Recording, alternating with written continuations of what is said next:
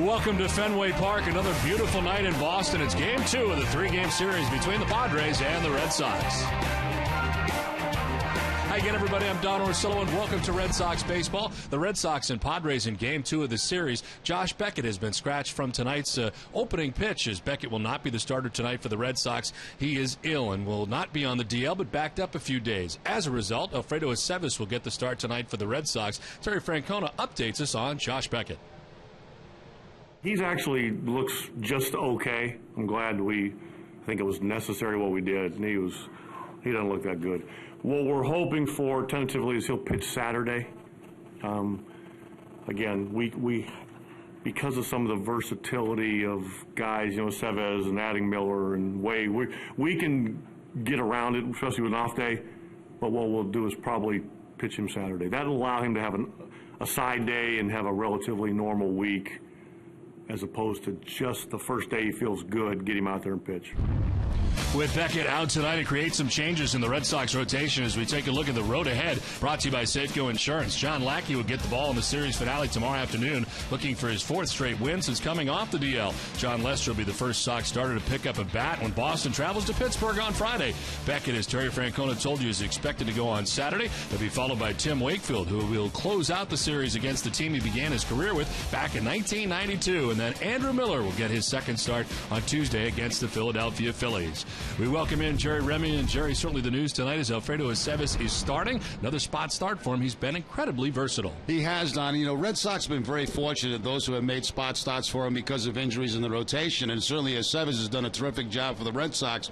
We look at his relief appearances. He's thrown a lot of pitches out of the bullpen. As you can see, 71 pitches against the Oakland Athletics, 59 against the Yankees, and 32 against Tampa Bay. So he is very capable of giving the Red Sox 5, 6, maybe even 7 innings in this ball game tonight. Now, the one good thing, the Red Sox bullpen is well rested. They've been winning games by big margins. They haven't had to go to Papelbon very often, so they're in good shape out there. But Aceves has done a nice job. He's a unique guy, a guy that can do a lot of different things. Start for you, give you big innings out of the bullpen, and even pitch late in the ball game. So the Red Sox and San Diego Padres in game 2 of the series. It will be Aceves on the mound tonight for the Red Sox. We're back with more right after this.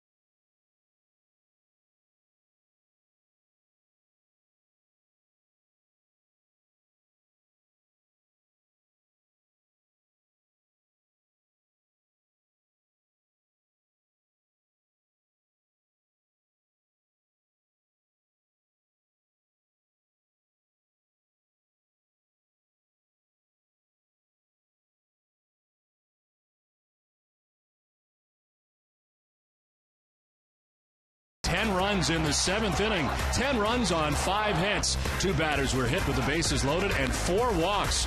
4 pitchers threw 68 pitches and faced 14 batters as the Red Sox had their offense working on all cylinders. That was game one. Tonight is game two from Fenway Park between the San Diego Padres and the Boston Red Sox. Hi again, everybody. I'm Don Orsillo, and welcome back inside the broadcast booth. This interleague thing has been fantastic for the Red Sox over the years. This year, incredible once again. The Red Sox with their big bats are getting things done in the first games of series especially. Last night was the third time in as many interleague series openers that the Red Sox scored at least 10 runs. They have scored 39 total runs in 3 games and averaged 13 per game. Boston has averaged 6 extra base hits a game in 3 games and have hit 405 overall as a team. Starting with the series opener against the Cubs, Boston is 8-2 in their last 10 series openers. Well, the Red Sox took advantage last night of the Padres. Tonight they try to take advantage of Matt Latos on the hill for the Pods. He's 4-8 with a 4.06 earned run average. We're back with the first pitch from Fenway right after this.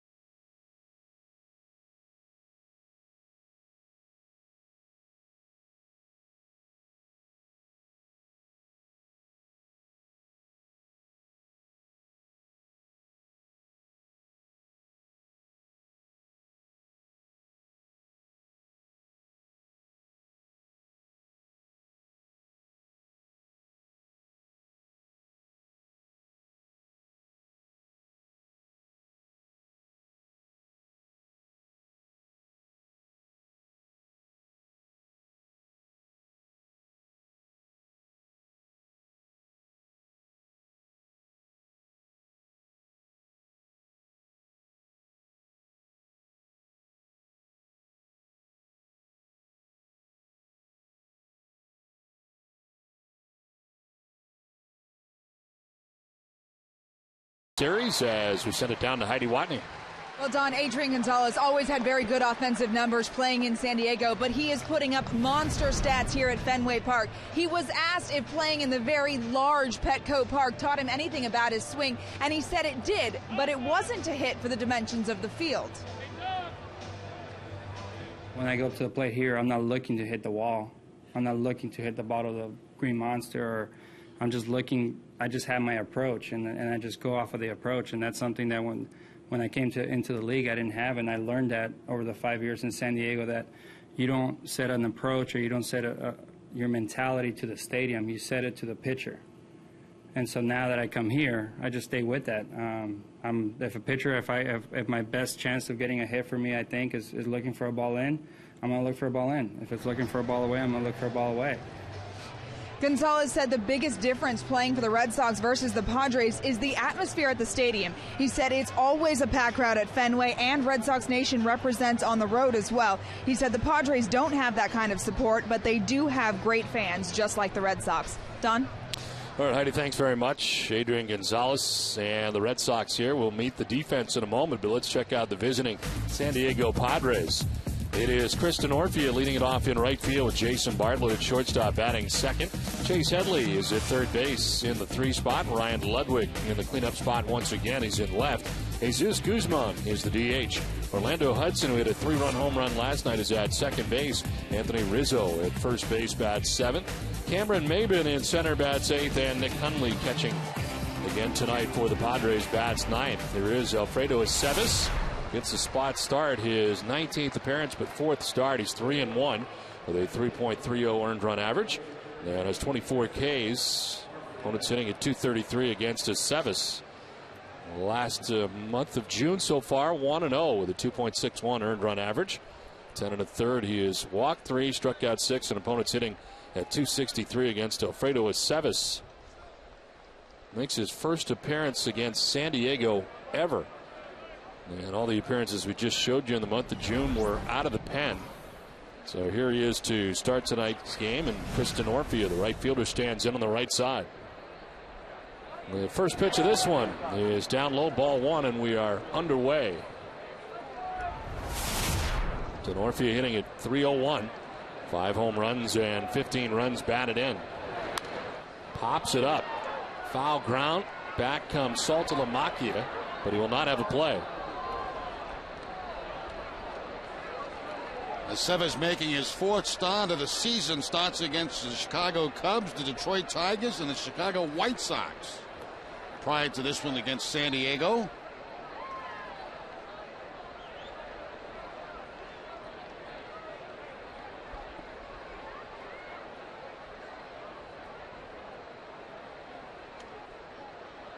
The 1-1 pitch.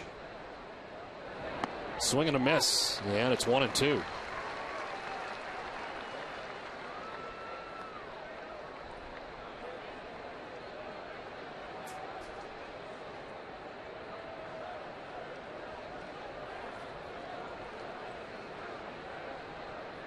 Orphea now. Jason Bartlett waiting on deck. 1-2.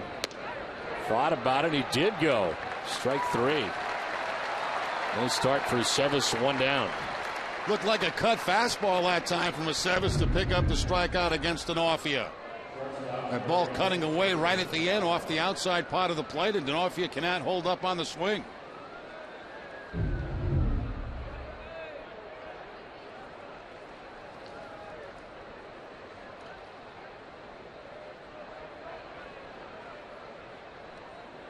So 1 down for Jason Bartlett, former Minnesota Twin, Tampa Bay Ray.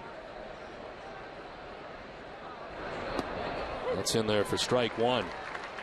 Brian O'Nora has the plate tonight for the umpires, calling the balls and strikes. As Jason Bartlett hits at 255 with a home run, 18 runs batted in.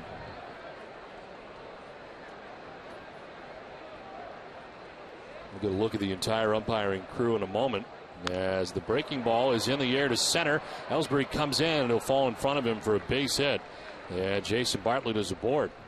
The Red Sox defense is brought to you by Jordan's Furniture. They are first in the American League with 34 errors on the season. Kevin Youkilis at third base, Marco Scutero the shortstop, Dustin Pedroia at second, and Adrian Gonzalez the first baseman. Left to right, Josh Reddick, Jacoby Ellsbury, and J.D. Drew, and Jared Saltalamacchia doing the catching for Aceves. 1 out, 1 on for Chase Headley, the third baseman for the Padres. And he gets hit right in the hip. So Headley down to first base. And 2 on with 1 away.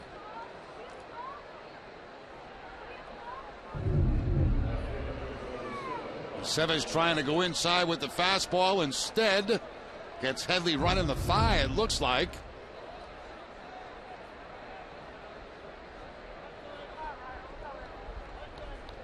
Two on, 1 away, and Ryan Ludwig coming up. Padres here trying to threaten in the first inning.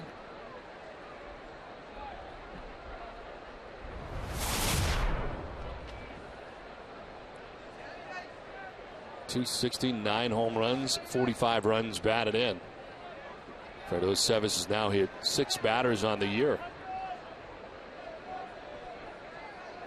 Breaking ball missing inside, ball 1.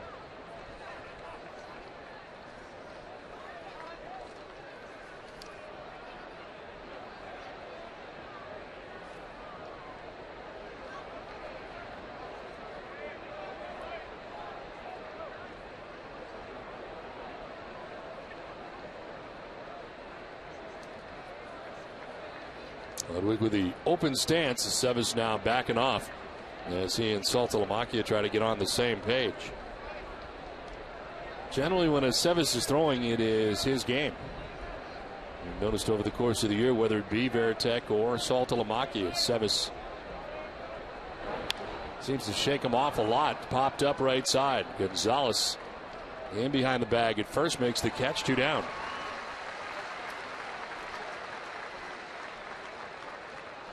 Boston Red Sox baseball on NESN is brought to you by the New England Subaru dealers, Fidelity, AT&T, Toyota's official website for deals by Toyota.com, and by Southwest Airlines.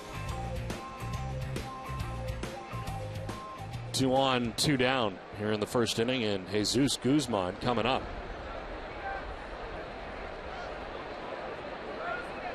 The DH who was able to triple off Andrew Miller in last night's game. Curveball has him ducking for cover, and it's in there for strike 1 as it grabs the corner. A shot-breaking curveball from Aceves. He throws it right at Guzman. Guzman ducks, and the ball breaks out over the plate. Picks up the inside corner.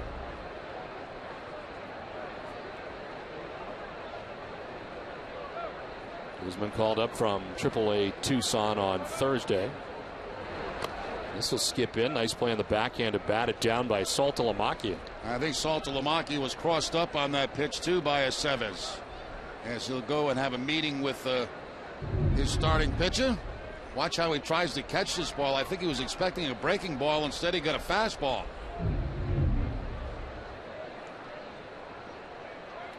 The first of many meetings probably to follow. As Saltalamacchia out to talk to Aceves.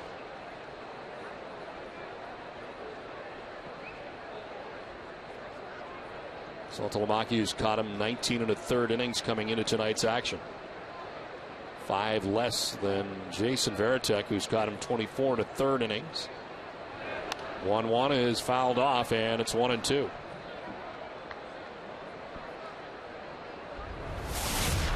Guzman at .357 since being called up from Tucson. No homers and a run batted in. He's hit in 3 of his first 4 games with the Padres.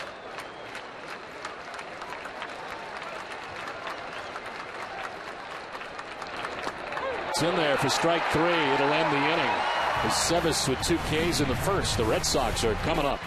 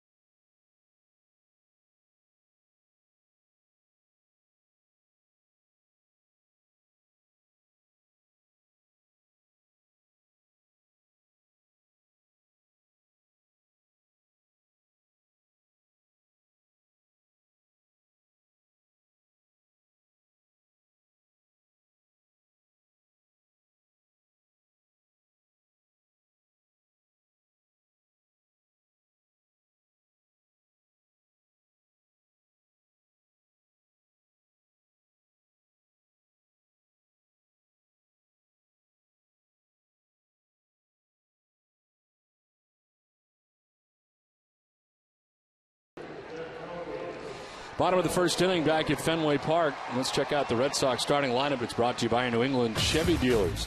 Jacoby Ellsbury leads it off in center field with Dustin Pedroia at second base. Adrian Gonzalez is at first base. Kevin Youkiel is back in there in the cleanup spot. David Ortiz is a DH. J.D. Drew in right field batting sixth. Jared Saltalamacchia doing the catching with Marco Scudero at shortstop. And Josh Reddick getting the start in left field, bats ninth. Matt Latos on the mound tonight for the San Diego Padres. His 14th start comes in at 4-8 with a 4.06 earned run average. He's logged 75 and a third innings. And last time out, a loss against Colorado to begin this lengthy road trip for the Padres. And he gave up 4 runs in 5 and a third. Jacoby Ellsbury leads it off and takes strike one. Ellsbury at .311 with 8 home runs and 37 runs driven in. Jacoby with a 4-game hitting streak coming in.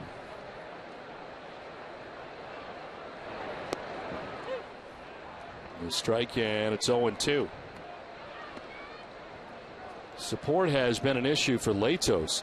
He's received 2 runs of support in his last 2 starts.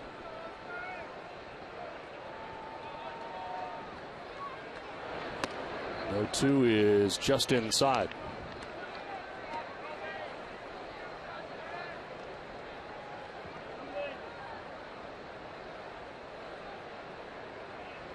Latos, 23 years of age, from Alexandria, Virginia, now resides in San Diego. Like many of the Padres do, once they get there to the major league team, they generally move there as well. That's a tough. That's not tough living out there, is it? Why wouldn't you? As soon as you see it for the first time, you know this is where you got to be. But born in Alexandria, 6'6", 225 pounds.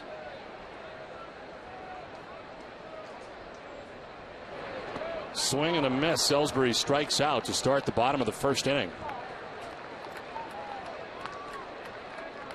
Latos goes to the slider to pick up the strikeout against Ellsbury, down and out of the strike zone.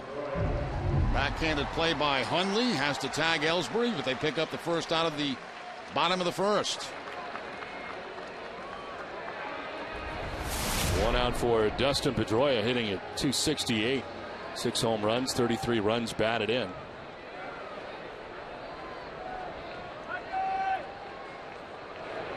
That is right down Broadway for strike one at 95 miles an hour. Matt Latos, a 14-game winner last year.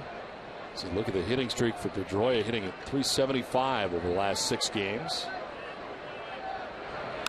And a fastball, and Pedroia slaps it into right for a base hit. Denorfia slips as he grabs it. Pedroia is aboard with 1 out here in the bottom of the first inning. El Pedroia gets that fastball at 96 miles an hour, shoots it to the opposite field for the base hit. Hitting streak now moves to 7 games for Pedroia. That average going up over 270 now. Nice diving play, or sliding play, I should say, by Denorfia out there in right field to keep it just to a single. So 1 out, 1 on, and the former San Diego Padre, Adrian Gonzalez. .353, 15 homers, 67 runs driven in for Adrian. His first game against his old team last night, 3 for 5. Thought about it. Did he go? They checked no. Ed Rapuano, the third base umpire. 3 for 5 last night with a double, 3 runs driven in. Leads the majors with a .353 batting average. 67 RBIs is the most hits in the majors with 104. Most extra base hits with 43.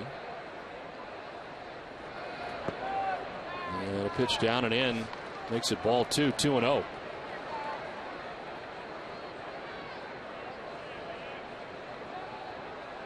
This past Saturday was 0 for 4, which is news when you're talking about Adrian Gonzalez.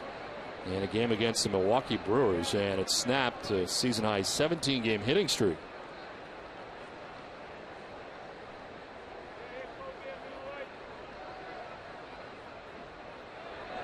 Adrian grounds it softly right side. Hudson will throw to second base to get the force out there. No chance to get the double play in that situation, as Pedroia did what you're supposed to do, and that's stop. Stop, not an easy tag for Orlando Hudson, who had planned on doing that. He was going to tag Pedroia and throw to first base for the double play, but Dustin just stopped, so that won't happen. So the only play now for Hudson is to go to second base to get the lead man, the force out, and remove Pedroia from the bases. They got the slower runner at first base and Gonzalez. So 2 down here in the first inning. Gonzalez at first base and Kevin Youkilis coming up. Luke at 265, 11 homers, 52 runs batted in. And takes a look at strike one, 95 from Latos. That's where the fastball has been.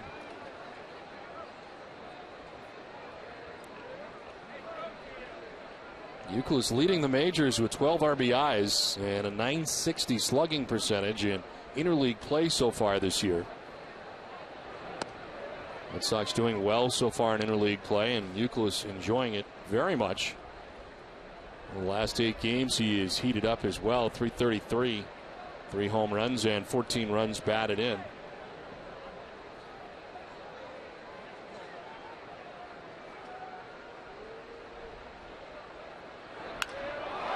Hit well to left center field, back towards the wall, and it'll be off the wall. Maben plays the carom as Gonzalez going to try and score. The throw to the plate is going to be not in time. Red Sox take a 1-0 lead. Kevin Youkilis on a wall ball double puts the Sox on top 1-0. All the way around from first comes Adrian Gonzalez. Yeah, had there been 1 out in the inning, they may not have tried to score Gonzalez, but with 2 outs, it's worth taking the chance. A fastball that Youkilis plants high off that left field wall. Nice play by Mayburn out there playing the carom. They get the ball into the cutoff man, but here comes Gonzalez around third base, giving it everything he's got, slides in safely. Kevin Youkilis with a little bit of a limp heading into second base. So runner at second base now, 2 down in the inning. And David Ortiz, a batter.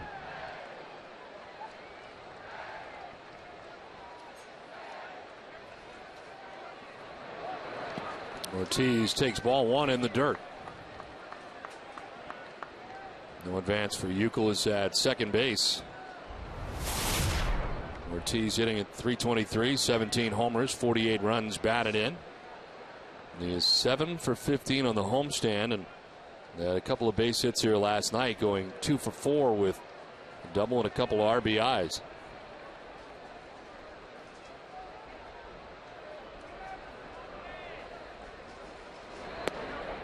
Breaking ball in there for strike 1, 1-1. So far, we've seen the fastball, a slider, and a curveball from Latos.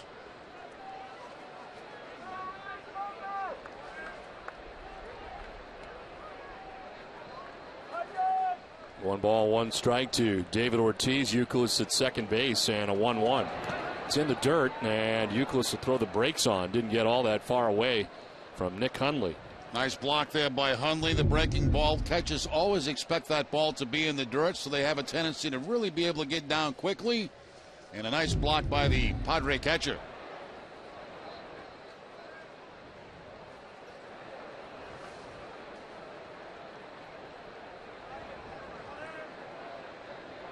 Fifth time in the last 6 games the Red Sox have scored in the first inning. And doing damage again tonight, Matt Latos on the hill for the Padres. The 2-1 is in there for strike 2, 2-2.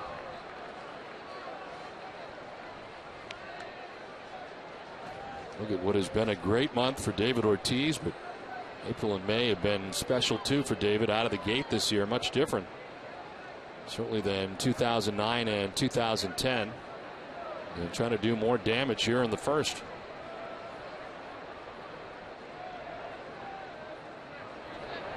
Ortiz looks at ball 3, full count. Mentioned Latos, a 14-game winner last year, was 14-10.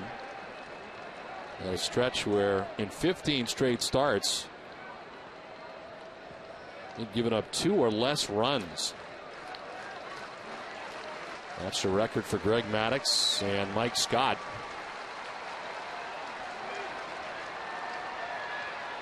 Ready with a 3-2 pitch. Ortiz strikes out, but it gets away from Hundley a long way away. He's got to grab it, throw it, and it'll be just in time to get Big Papi. As the strikeout will end the first inning. Red Sox get a run, lead it 1-0.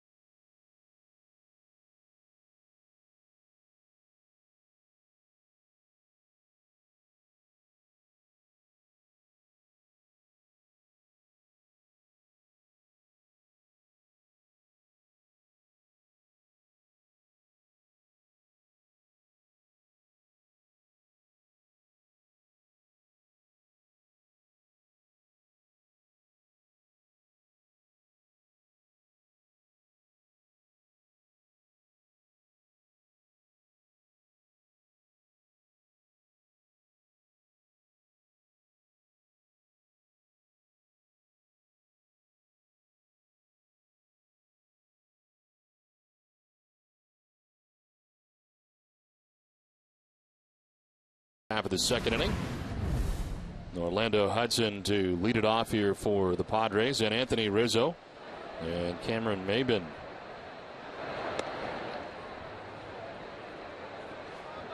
Well, David Ortiz hustling down that line after the strikeout almost got the Red Sox another run. There was nobody covering home plate. And Ortiz going as hard as he can just out at first base. Had he been safe, a run would have scored.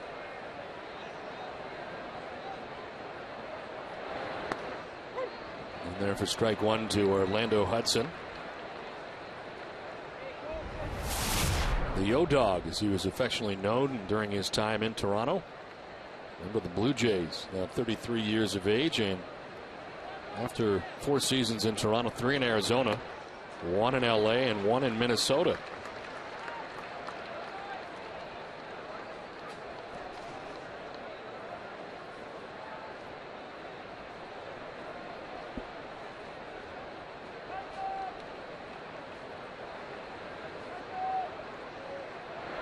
One-two is on the ground off the side of the mound. Kicks out to Scudero at short.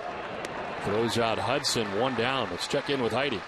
Don, when Josh Beckett came down with a stomach flu, the Red Sox didn't have to look far to see who could fill in and start today, and that's because of what a valuable asset they have in Alfredo Aceves. Terry Francona talked about his contributions earlier today. Aceves is kind of a unique guy. I mean, he's a good pitcher, but it's not that easy to do, you know, to go to the bullpen, to start a game, and to go into a game being realistic that he's going to get deep enough into this game where, you know, not only can we win, but we don't upset the balance of our bullpen. That's kind of a unique thing. Aceves has made 15 relief appearances for the Red Sox this season and 3 starts. I asked him what he would rather do, and he said he will do whatever the Red Sox need from him, but he does like being a starter. He's a guy that seems to have a rubber arm, as Kurt Young has said to me. He can bounce back very quickly after an outing to be available to pitch again. Don? All right, Heidi, thanks very much. Anthony Rizzo batting and sending one foul to the screen. We saw Rizzo hit one into the triangle last night. Our first real look at him. He had a couple of brief at-bats for the Red Sox during spring training. They're primarily road games for the Red Sox during the spring, and called up by the Padres last week in the majors for the first time, and of course part of the trade for Adrian Gonzalez. This is flipped out to shallow left. Reddick coming in, and the Red Sox left fielder handles out number 2. Sean Dennis and Jerry Callahan don't have nearly as many Twitter followers as the Rem Dog, but that doesn't mean you can't follow them. I got a question for you. Yeah. Every weekday morning starting at 6 on the WEEI Sports Radio Network, it's Dennis and Callahan, Boston's #1 morning show on Sports Radio WEEI, and also right here on Nesson. Now, I don't know much about this Twittering stuff. I do Twitter. I do have that on my mailbag that goes out. But I know you are out there every day. Right. And you have a bunch of followers. Over almost 100,000. Okay, but here's what I don't understand. You also follow like 100,000 people too, right? Right. How do you do that? How do you read all that? I don't. Comes to you constantly all day long? Is it it's a rapid fire? No, I can't possibly do that. I have people. Okay. I have people that do that. Oh, okay. Okay, because I was confused. I don't get it. I know you have followers, but you also follow. How do you have time for all this? You don't have time for it. That's why you have people. You have people who have time for this. You have people. You don't have time. I have some time.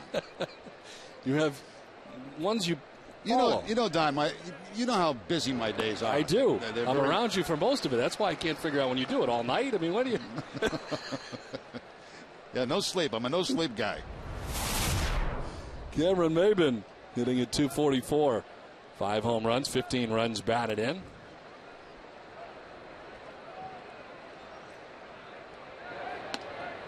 Breaking ball missing high, and it is 3-1.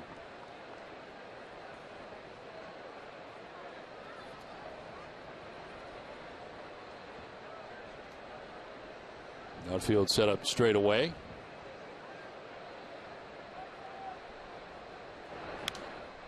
This is popped up, foul ground. Will get back into the seats. Saltalamacchia goes as far as he can. 4 in a row retired by Alfredo Aceves, working here with 2 outs in the second inning. Today's the first day of summer, isn't it? It is. That's correct. June 21st. Does that make it the longest day of the year? I believe it is. I think it is. So it's all downhill after this. Always glass half full. Welcome to summer. It's all downhill from here. That's right. I love June. June's my favorite month. Favorite. 3-2 to Maben. Down and away, ball 4. First walk given up by Aceves comes with 2 outs here in the second inning.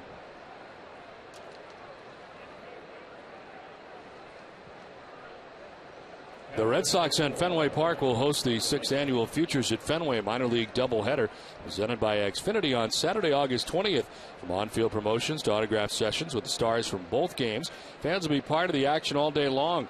Family-friendly prices start at just $5. Visit redsox.com/futures to get your tickets today. 2 outs in the second inning. Cameron Maben is at first base, and Nick Hundley stands in. Outside, ball 1. Maben at first base, 7 steals on the season. He's been caught twice. As you look at Hundley's numbers on the year, the .220 average, 3 home runs and 12 runs batted in.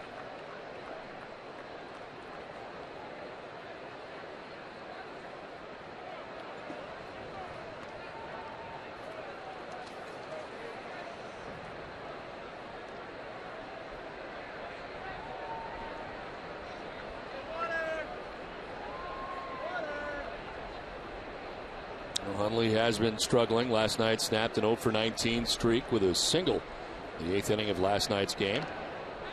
It was a little closer that time on Maben.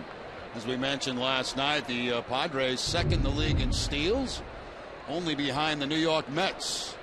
Pretty good sized lead there by Maben at first base.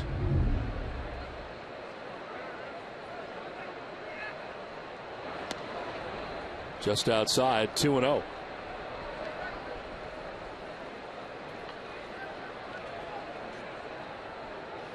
On Aceves starts 5 innings, 6 innings, and 5 innings again. Last outing that he had a start was on May 31st against the White Sox. Took the loss. 2-0 pitch runs inside, and it's 3-0. So Saltalamacchia trying to keep that shoulder closed for him.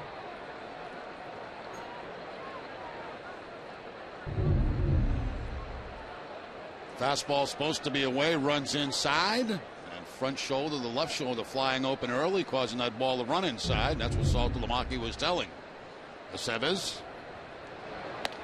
That is high, ball 4, and it's back-to-back. Walks allowed by Aceves, and Saltalamacchia out for another chat. And this has come with 2 outs, and Aceves has walked the number 8 hitter and number 9 man.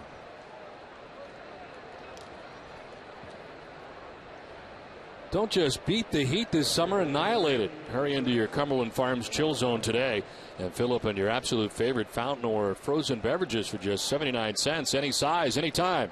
The Chill Zone only at Cumberland Farms.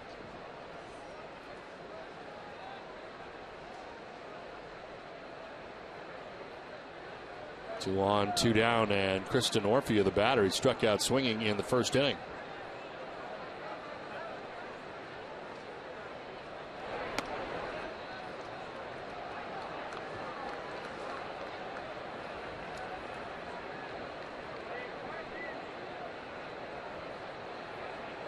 Denorfia leading the team in batting average. It slipped to 299.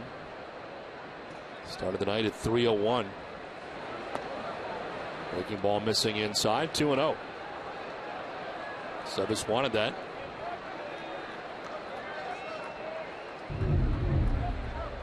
Let's see what the Amica Pit Zone says about the last breaking ball. Right at the top of the strike zone.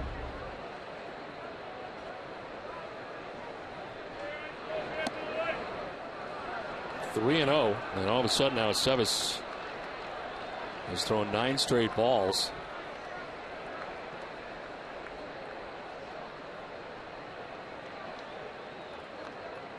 Seems the last 3 hitters, everything has been up. 3-0 pitch coming down to Denorfia.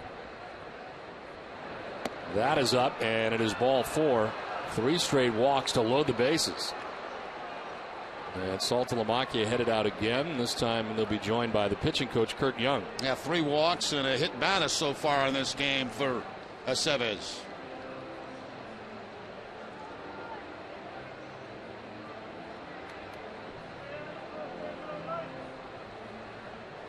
Three walks equals his season high already. And comes here now in an inning and 2/3.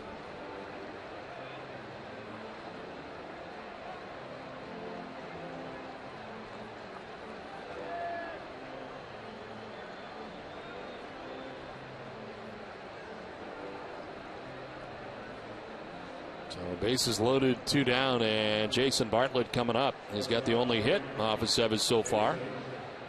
And a chance here to do some damage for the San Diego Padres shortstop.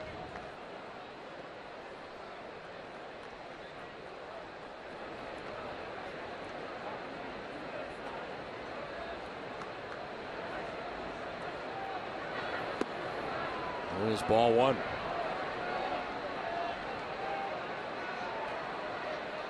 To 6 batters, Aceves has not thrown a first pitch strike.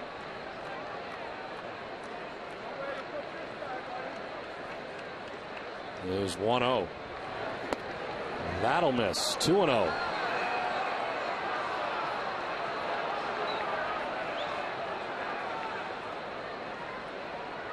Twelve balls in a row thrown by Alfredo Aceves right now. 2 outs in the second inning. This has happened quickly. A 2-0 pitch. That's in there.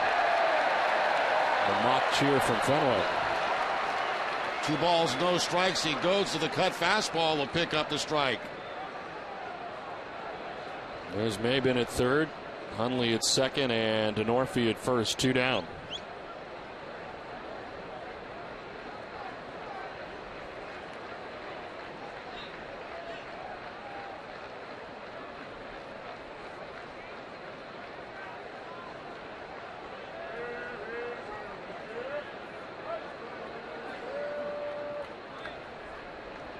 The 2-1 pitch to Bartlett.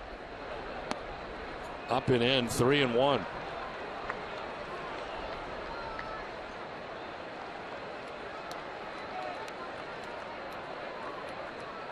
Aceves in a tough spot right here. Bases loaded, 2 down in the inning. The 3-1 pitch. Outside, 4 straight walks. The Padres have tied the game. Control has gone awry here on Alfredo Aceves. A very strange inning. 2 very quick outs to start the inning, then 4 straight walks.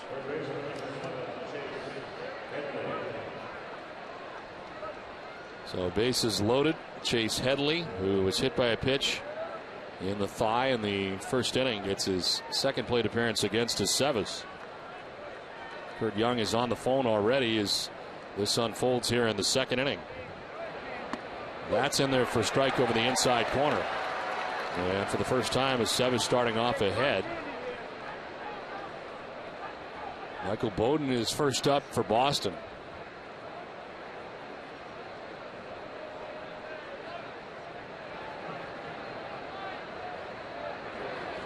Headley with a swing and a miss is down 0-2. Trying something else, goes to the changeup that time, ahead in the count, no balls and 1 strike, and very quickly ahead 0-2. There's the changeup working down and away from Headley.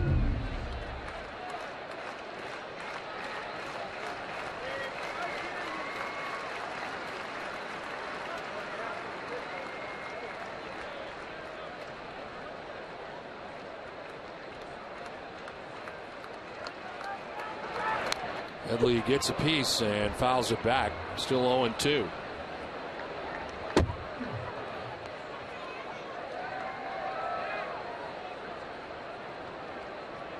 Headley leading the National League in hits in interleague play. He's got 12 hits, 444 average in interleague play, and a big spot here. The base is loaded and 2 down. Run already in to tie the game. The 0-2 pitch to Chase Headley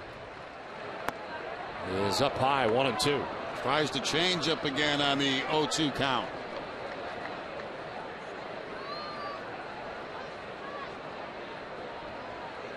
Headley 2 for 6 this year with the bases loaded. 150 average in his career.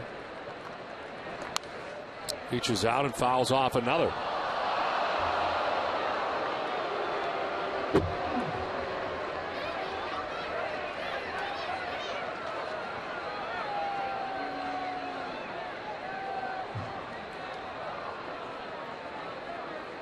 .44 total pitches now for Aceves with 2 outs in the second inning. Headley fouls off another.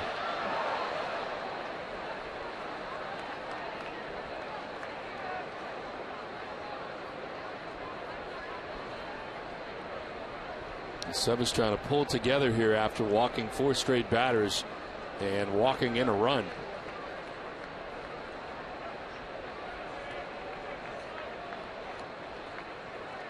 The 1-2 pitch to Chase Headley. They're coming in on the slider. Did he go? No. Rapuano says no, and it's 2-2.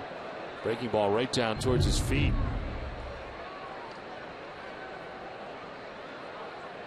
Able to hold up apparently. Got a better look from that side view right there, and I think did held up Don. Go hold up. Oh, no. One of the 2. He didn't go. 2-2 is popped up. Youkilis will head towards the seats as far as he can, but won't have a play.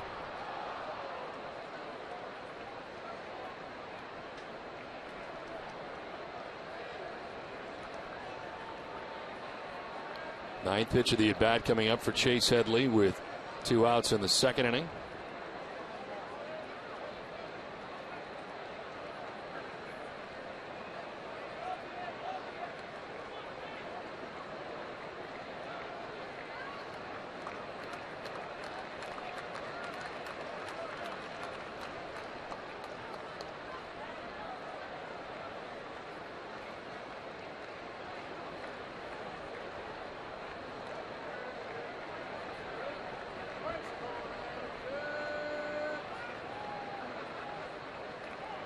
And now Saltalamacchia will head out. More meetings.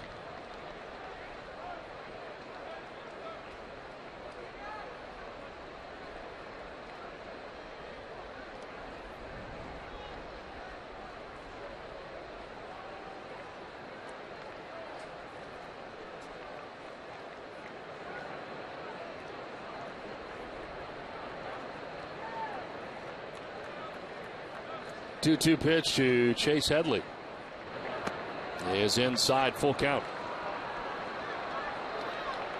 No place to put Headley. Bases loaded, 2 down. He's already walked 4 in a row, and now the full count to Headley. There's Hundley, Denorfia, and Bartlett. Remember, Sevis was ahead 0-2 in this count. Everybody on the move. 3-2 pitch. Fouled off.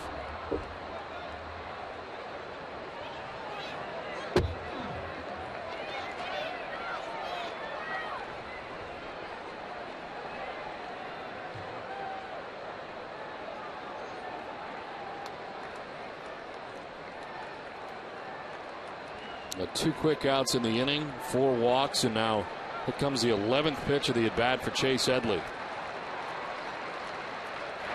And it's behind him to the backstop, not close. As 1 run in on the walk and ball 4. It is a 2-1 Padres lead and 5 straight walks for Sevis. He was not even close on that last pitch. I can tell now, just trying to aim the ball, trying to get it anywhere near the plate, and this ball just goes behind the hitter on a 3-2 count with the bases loaded and everybody running.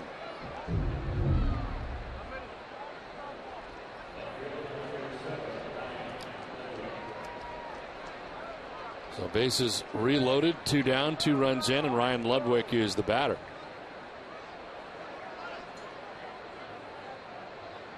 Ludwig popped out to the first baseman Adrian Gonzalez in the first inning.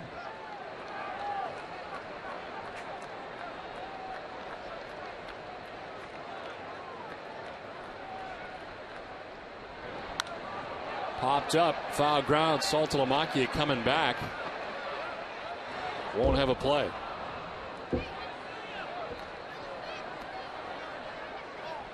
Matt Latos has been waiting 22 minutes.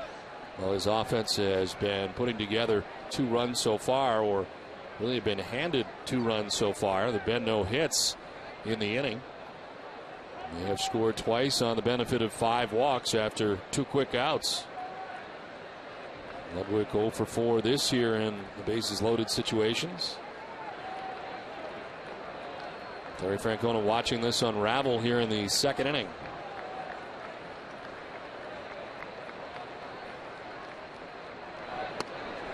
Ludwig takes strike 2. He takes a little stroll.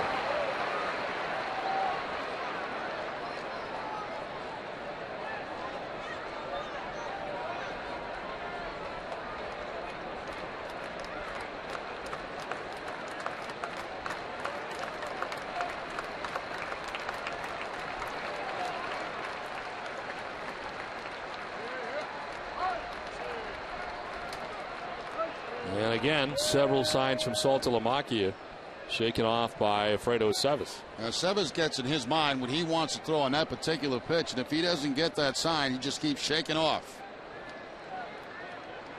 He's got one he likes and is ready with an 0-2 pitch. That is just missing. 1-2.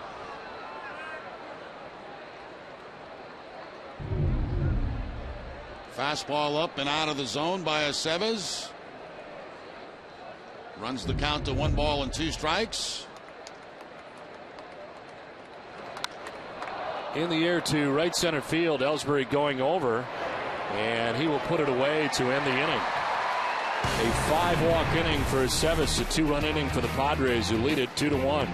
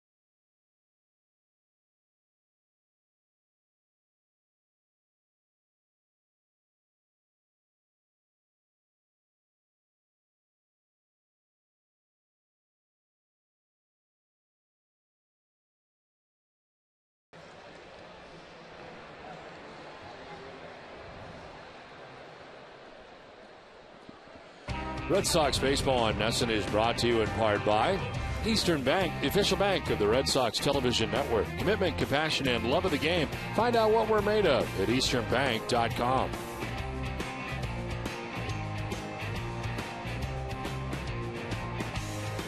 Matt Latos back on the mound here for the San Diego Padres, now with a 2-1 advantage. 6, 7, and 8 for the Red Sox to bat in the inning. J.D. Drew, Jared Saltalamacchia, and Marco Scutaro. Drew at 235, 4 home runs, 18 runs batted in. Red Sox getting a run in the first inning on a Kevin Youkilis double. But in the second inning, after 2 quick outs, Aceves walks 5 batters in a row, and the Padres have a 2-1 advantage. 1-1 is in there for strike 2.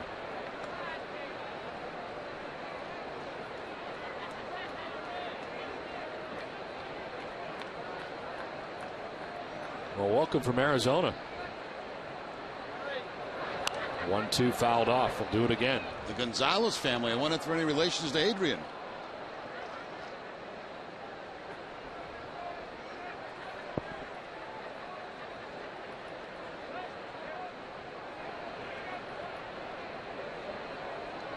The 1-2 pitch. Down and into Drew, 2-2.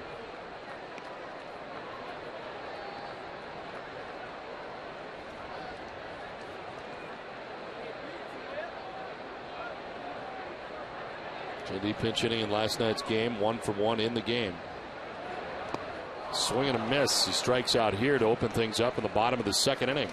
It is the 3rd K for Matt Latos. Struck out Ortiz to end the first inning. Gets J.D. Drew on a curveball to start off the second inning. Drew a little bit out in front of that breaking ball.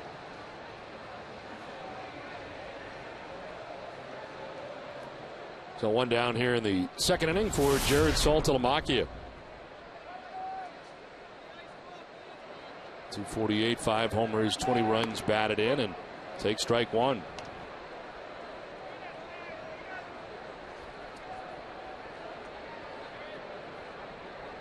Saltalamacchia had last night off. In there for strike 2. Jason Varitek catching Andrew Miller. And Saltalamacchia catching Fredo Aceves tonight.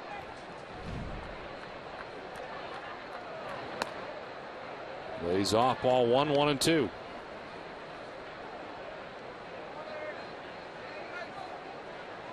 The news that Andrew Miller will start against the Philadelphia Phillies next. 1-2 wrap foul. We'll do it again, 1-2.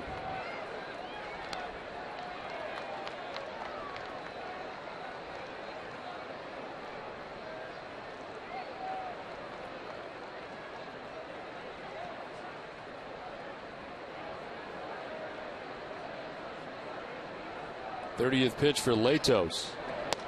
And it's ball 2, 2-2.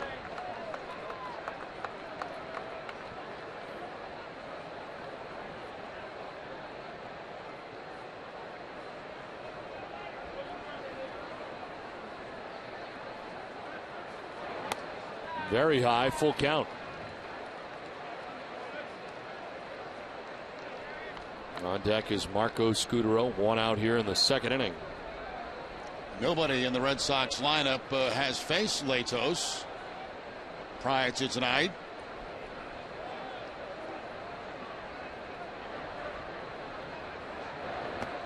Saltalamacchia down on strikes, and it's back-to-back case for Latos, 4 and all.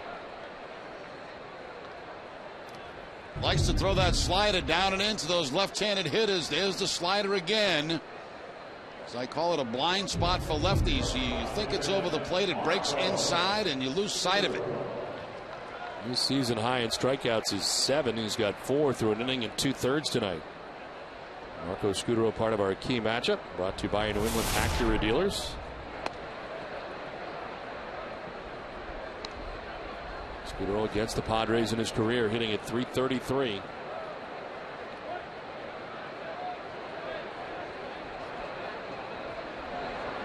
1-0 is off the glove of Latos. It's time to recover and fires to first to end the inning. Litos with 1-2-3 second through 2-1 Padres.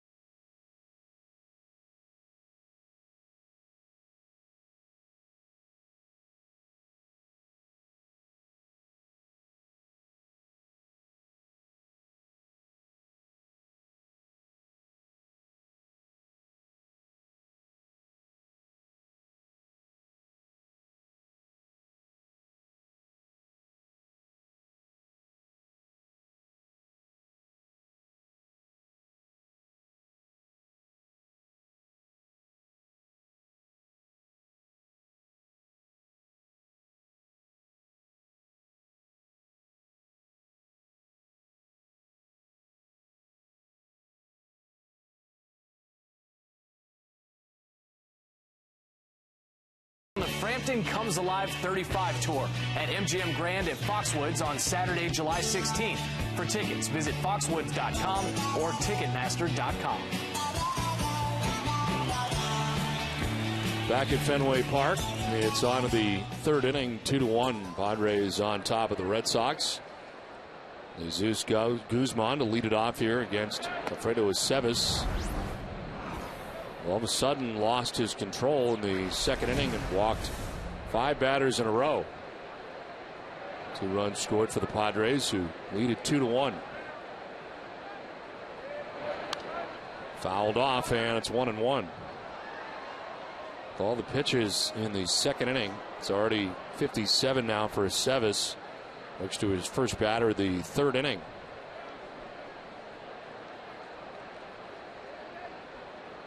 Michael Bowden had been up last inning warming. Nobody warming to begin this inning in the Boston pen. This is on the ground to third. Picked down there by Youkilis.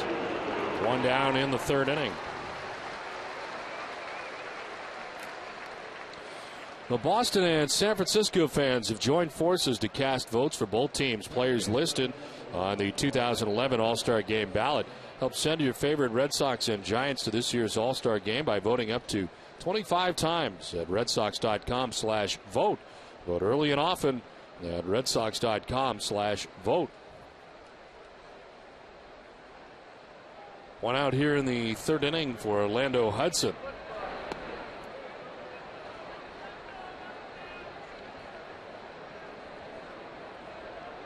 Hudson grounded out to shortstop Marco Scudero in the second inning.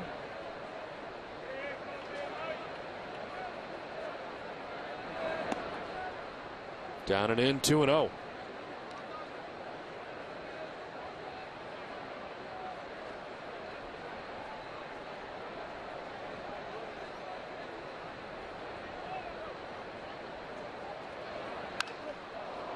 Hit deep to right, sending Drew back to the track as he backpedals to make the grab. 2 down here in the third inning. Let's send it down to Heidi.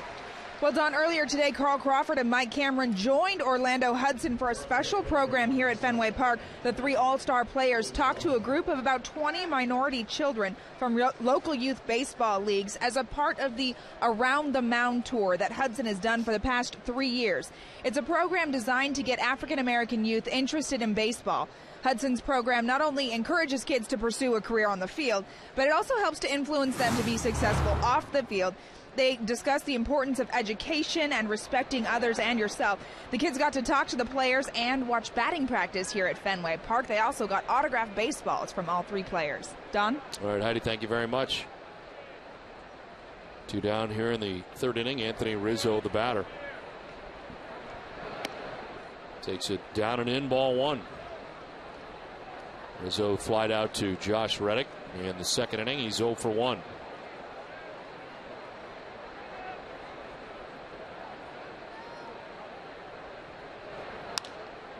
Sends one to deep left. Reddick back onto the warning track. Leaps at the wall and can't get it. To second goes Anthony Rizzo with a double. He's got power to all fields as he's aboard at second base with 2 down. And we saw him last night hit a long fly ball out toward that 420 mark in center field. This time he gets a pitch away and goes up against that left field wall. Nice effort there by Josh Reddick. Hits off the glove, though, and into second base goes Rizzo in scoring position. Rizzo's got a very pretty swing.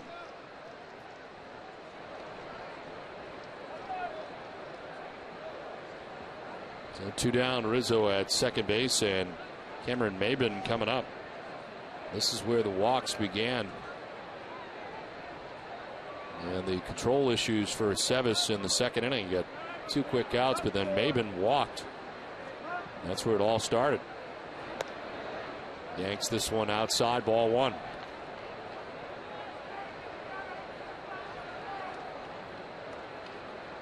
Another inning in which Sevis has been behind every batter that he has faced.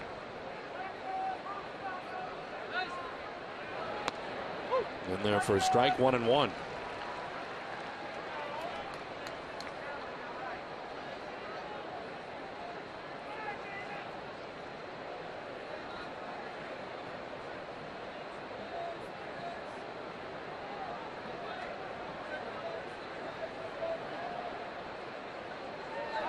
Runner goes, pitch is fouled off to the right out of play. Rizzo was headed towards third.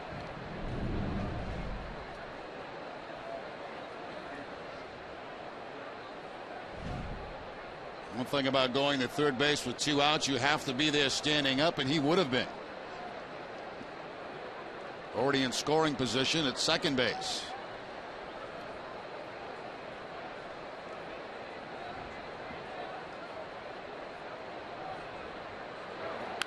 On the ground up the middle into center field, a base hit. Rizzo being waved around. Ellsbury no throw, and the Padres will take a 3-1 lead. All this coming with 2 outs, a double, then an RBI single, and San Diego on top 3-1. Aceves goes to the curveball, and Maben right back up the middle with the ground ball. Rizzo rounding third base. I thought he missed it at first, but he must have caught the corner of it, and scores without a throw from Jacoby Ellsbury. And Maben likes the results of that swing. So 2 down, Maben at first base, and here is Nick Hundley, who walked in the 2nd inning. High throw over to first base.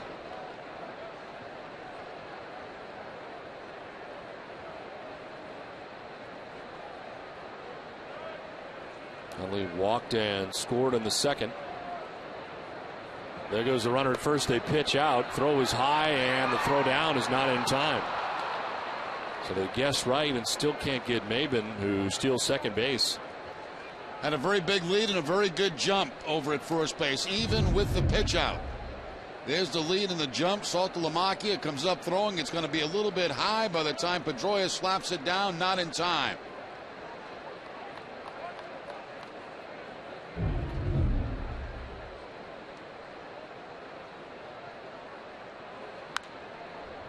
Popped up, foul ground back and out of play. Saltalamacchia giving chase, but it's into the seats.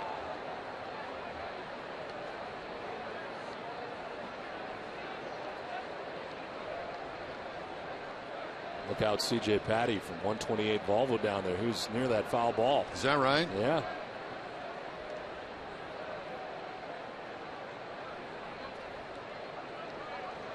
everybody's all right.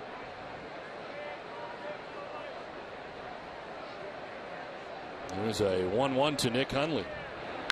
That's lined into left. Over towards the corner. Reddick will play it as around from second comes Mabin. Throw goes to second, and that's not in time. Padres take a 4-1 lead.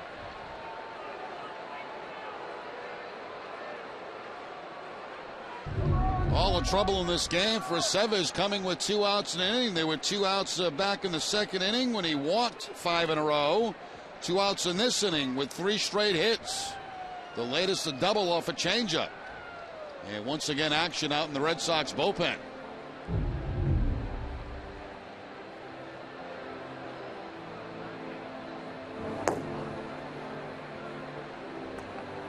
Kurt Young out there for the second time tonight.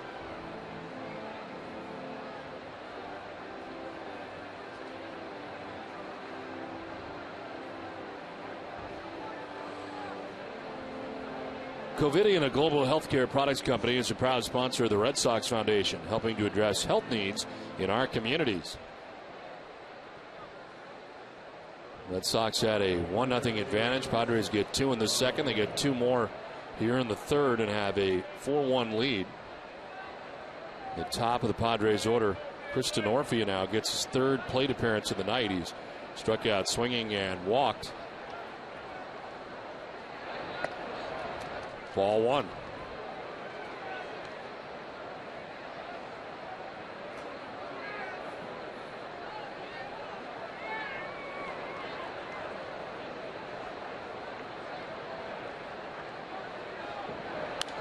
This is popped up, foul ground. Back comes Saltalamacchia, and he'll make the catch. Nice play to end the inning. But 2 more for the Padres. San Diego on top 4-1.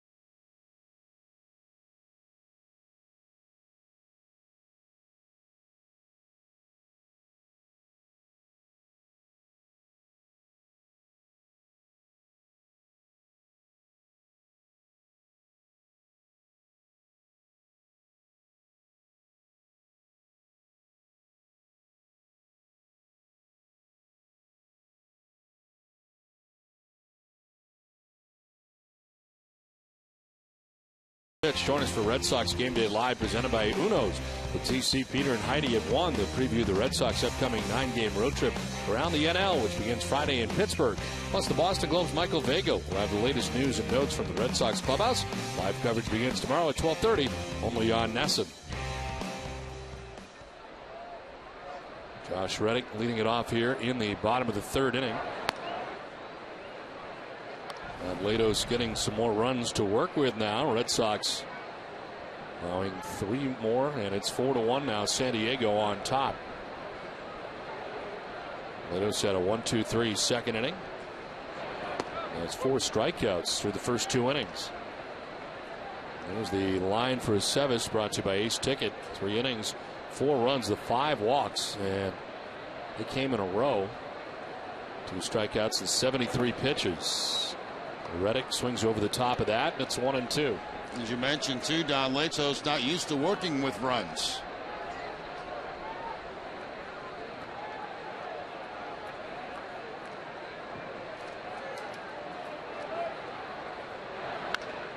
Line down the right field line. It's a fair ball. Gonna roll around a while, so Reddick will run a while. Headed for second and beyond. He's thinking 3. He'll get 3. Triple to start the bottom of the 3rd inning for Josh Reddick. Now Reddick gets a breaking ball from Latos and hooks it hard down that right field corner. That's a curveball that time. And Reddick all over, does a good job staying back. Line shot down the right field corner. Played up against the boards out there as it kind of gets stuck for second underneath the padding. And all the way to third base goes Reddick with the triple.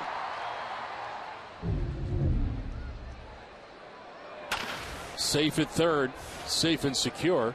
New York Life. Reddick 90 feet away, nobody out here in the bottom of the 3rd inning. Jacoby Ellsbury, the batter. And a snap throw to third, and Reddick on the prearranged play is able to get back. Wide open for the catcher. Hundley to throw. Is from a left-handed hitter at the plate. Nobody in that right-handed batter's box. Makes the pickoff attempt, but Reddick, being heads up, gets back safely. 2-0. Ellsbury struck out swinging in the 1st inning. 1 of 4 Ks for Matt Latos.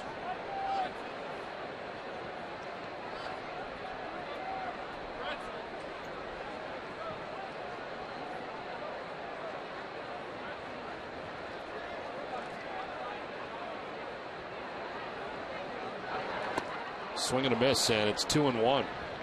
2-0 changeup that time from Latos. Had Jacoby Ellsbury fooled.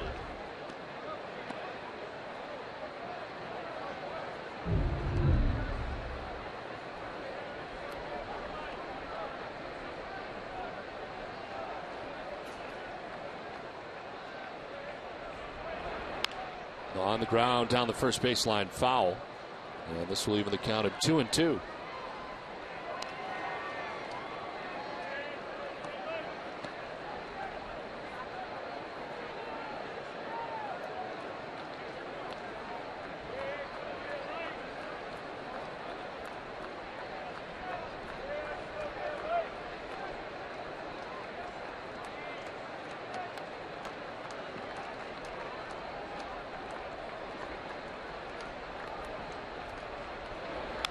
This is lined into center field, a base hit, and will plate Reddick from third.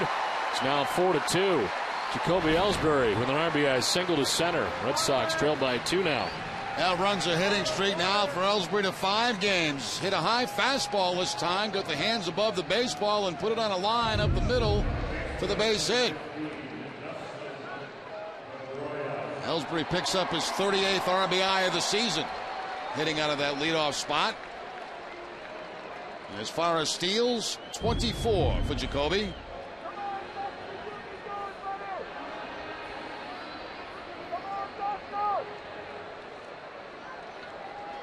So nobody out here in the 3rd inning.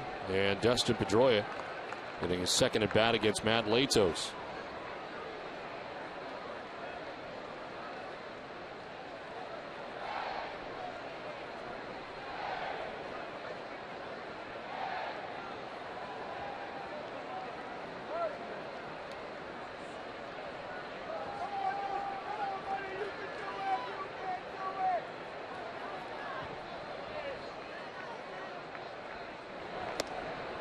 Outside, ball 1. Pedroia's got 1 of the 4 Boston hits tonight, and fans want a laser show.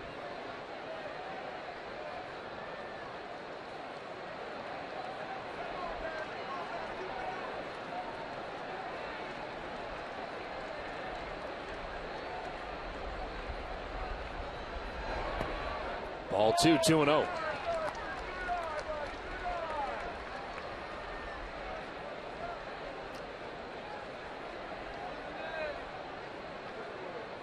Latos growing up in Miami, Florida.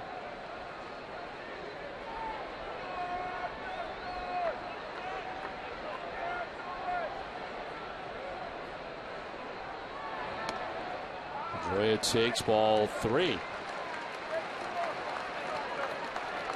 Latos gives up a triple to Reddick to begin the inning, an RBI single for Ellsbury. Now falls behind Pedroia 3-0 and takes a good long walk. He's halfway to second base.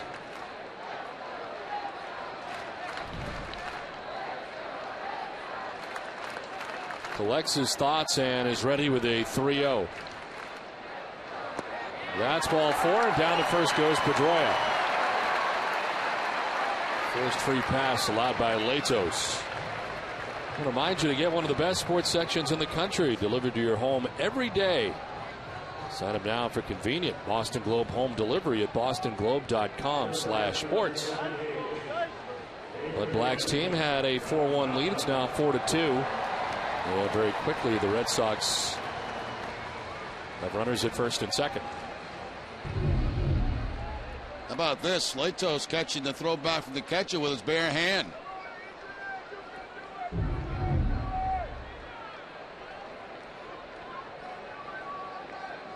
Two on, nobody out. Adrian Gonzalez reached on a fielder's choice in the first inning. Chance to do some damage here in the third.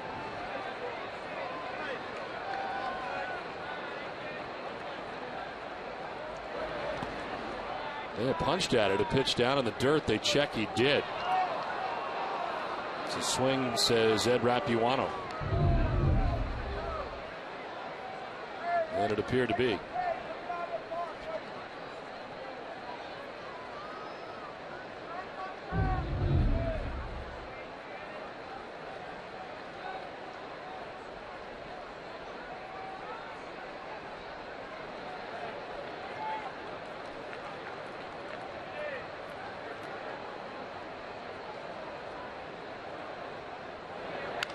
Ground ball down the first baseline, foul. That side of the line is Anthony Rizzo headed over as far as he could go. This would be the 50th pitch of the night for Matt Latos. Nobody out here in the third inning. Red Sox have a run in, have 2 on, and still nobody out.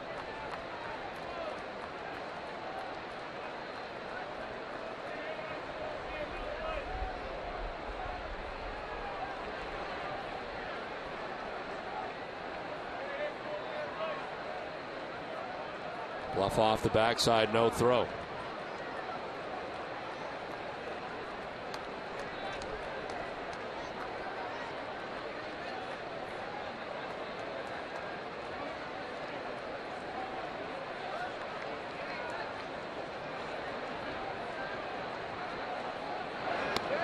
Very high, ball 1.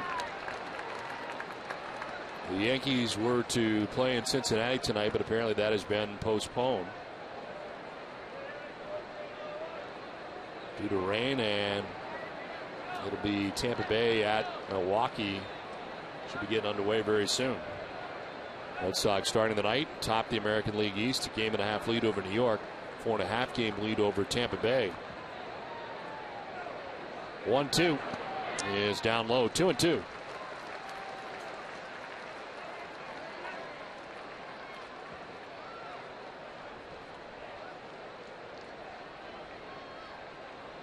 Red Sox scored first with a run in the first inning. Padres come back with 2 in the second, 2 in the third. Boston with 1 back so far here in the third inning. Nobody out. Ellsbury at second base, Pedroia at first.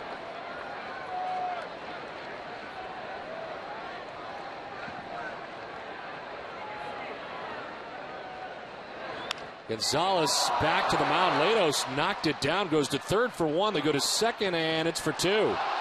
Turns out to be a double play. Terry Francona will head out and argue.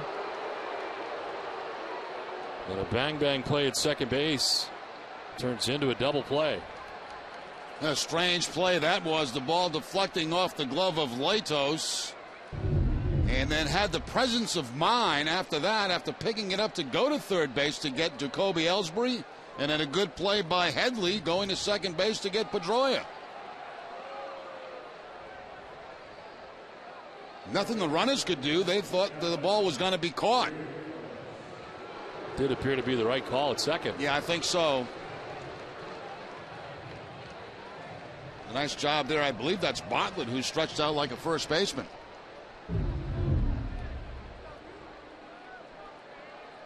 So 2 down. Gonzalez ends up at first base. And Kevin Youkilis, who doubled to drive in a run in the first inning, hits on the ground up the middle and by the dive of Bartlett. Youkilis is 2 for 2.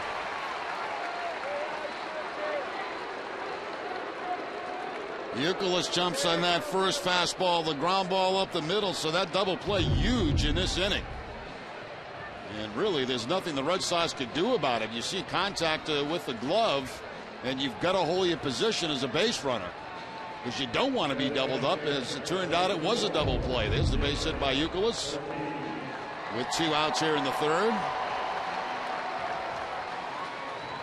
David Ortiz, a strikeout victim in the first inning. 1 of 4 Ks for Matt Latos.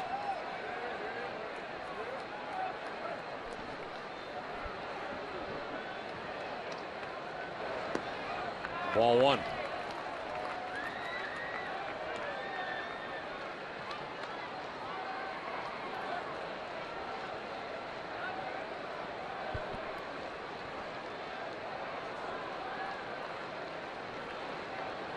Stack it up on the right side against David Ortiz into the shift. Ball 2 away, 2-0.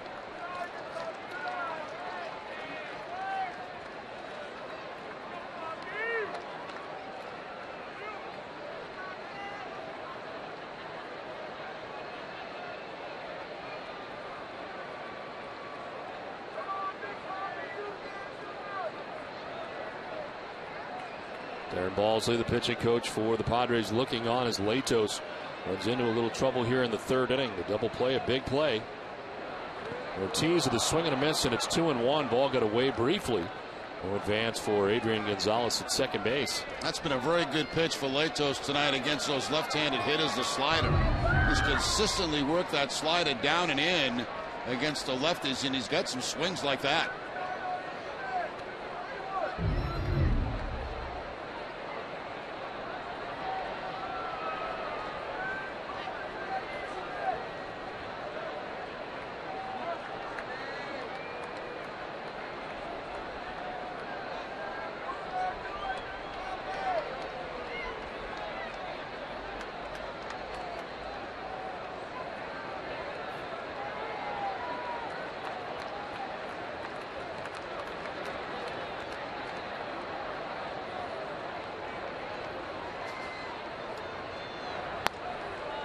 Ball 3, 3-1.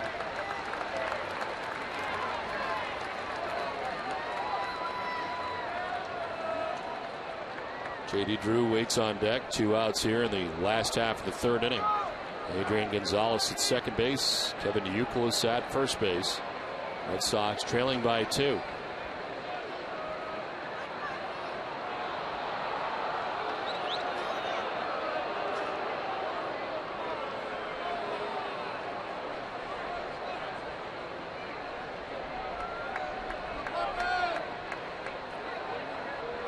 Stanley, who was here earlier tonight presenting a award to Jonathan Papelbon, would have had a ball with that beach ball out in the bullpen. He would have just smashed it up with a rake. That's what he did. Besides pitch.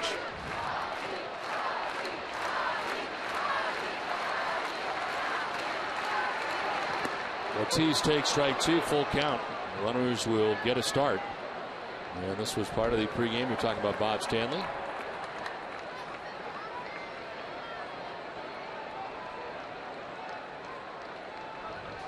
Commemorating the 200th save for Jonathan Papelbon here as part of a pregame ceremony.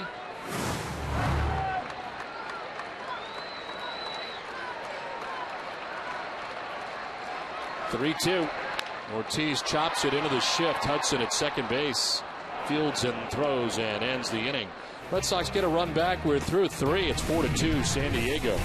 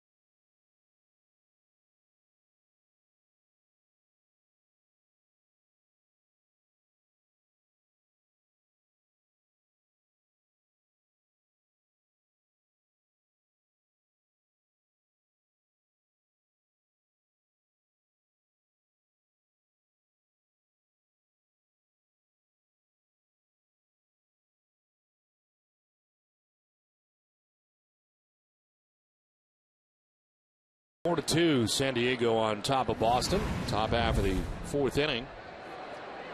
Alfredo Cevis with his 74th pitch.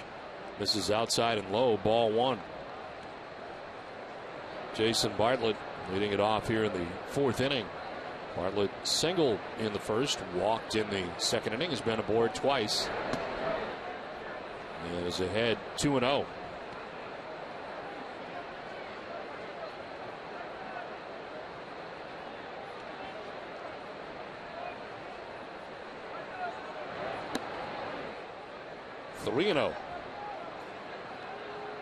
Cevis gave up 2 runs in the second inning, 2 runs in the third. And a 4-pitch walk to the leadoff hitter in the fourth inning. 6 walks for Cevis. It's time out for tonight's twisted but true fact of the game. This past weekend, the Lowell Spinners, the Class A short season affiliate of the Red Sox, began their 2011 campaign on Sunday. As part of opening weekend, the Spinners enticed fans to stay after the game by dropping $1,000 worth of cash out of a helicopter onto LeLacheur Park. Money drop gave the fans something to smile about following a 3-1 loss to the Connecticut Tigers. Pretty good idea. Twisted Tea-Art Iced Tea. Had we known that, we'd have been there, Don. Running around trying to get as much as we could. Yeah. Throw to first and back. Pants with Bartlett. All kind of pockets in it. The Rem Dog rolling around LeLacheur Field. Isn't that Jerry Remy? Knocking kids over.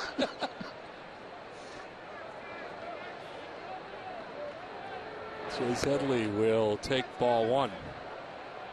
He was hit by a pitch in the first, walked in the second. 8 consecutive first pitch balls for Alfredo Cevis.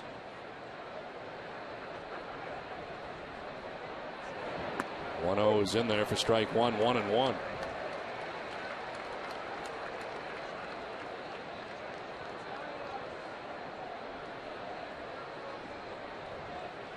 Headley batting with Bartlett at first base. Nobody out here in the fourth.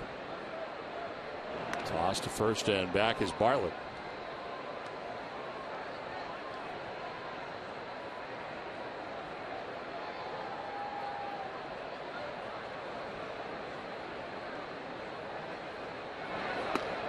In there for strike two, 1-2. And for those of you who were with us last night, Don took a picture with the Stanley Cup. We have that the first time in the picture. And I'm trying to get out of the way. And now here's the finished product. That's awesome. So there's another one for your office. Yeah, I love that. I was trying to figure out how to get you out because you really, this time I know you were trying to get out of the way, but you actually made it harder, I thought, for them to get you out. But look at that. No sign of anything. No. And that's really going to look nice on you all in your office. See, I thought that was going to be very difficult because look where my arm is. I thought there was no way to get your blue shirt and you out. But look, they just eliminated. You're out. Out. Out of a jump. Gone. 2-2 is hit in the air out to right center field. Ellsbury moves over and makes the catch for the first out of the fourth inning.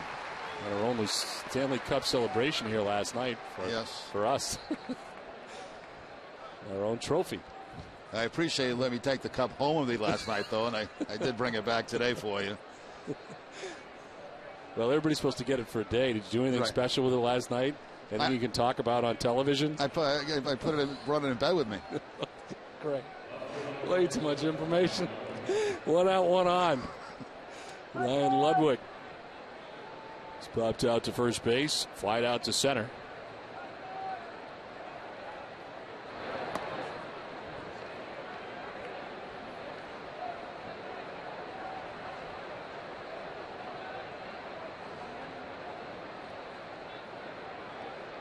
Wick, the cleanup hitter for the Padres.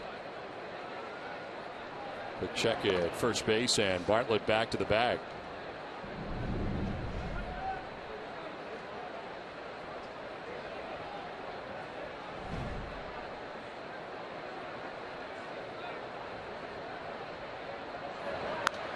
This is popped up. Down from third comes Youkilis. And about halfway down, he makes the catch, 2 down. Well, speaking of stuff that is in our offices, to celebrate the 100th anniversary of Fenway Park, etch your name into the history of America's most beloved ballpark by getting a personalized commemorative brick. Your unique message will be engraved onto a brick that will be placed inside the ballpark concourses at Gate B or Gate C. You'll also receive a free replica of the brick with a custom case to proudly display in your home or office. Visit redsox.com/bricks to get your brick today.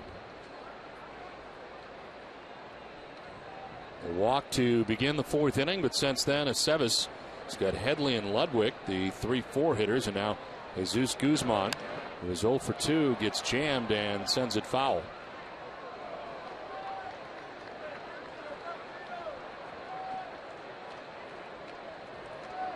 That was just the 5th first pitch strike of the night for Alfredo Aceves.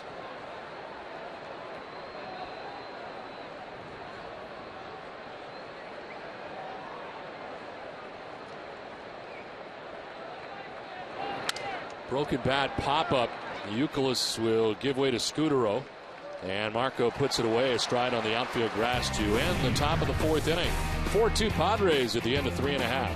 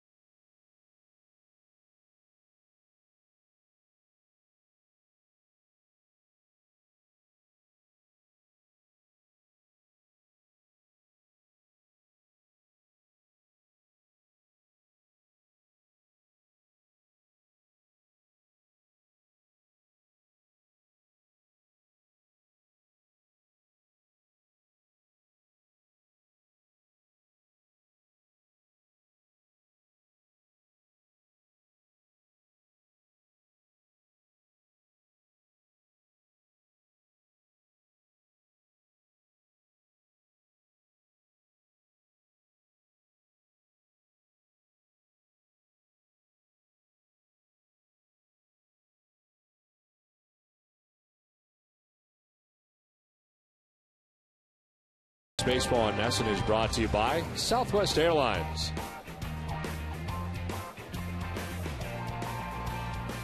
Back at Fenway Park, it is 4-2. Padres on top of the Red Sox.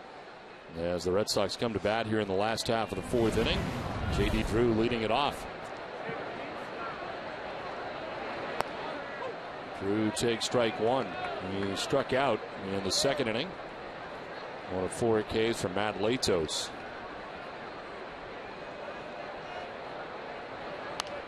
Late swing and a foul.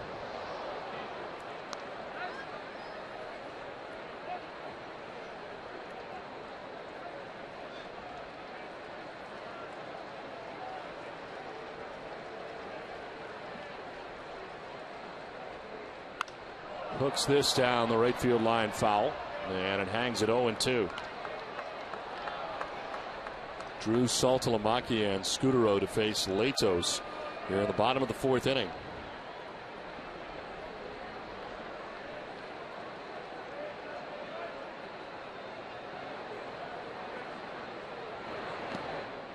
In the dirt, and it's 1-2.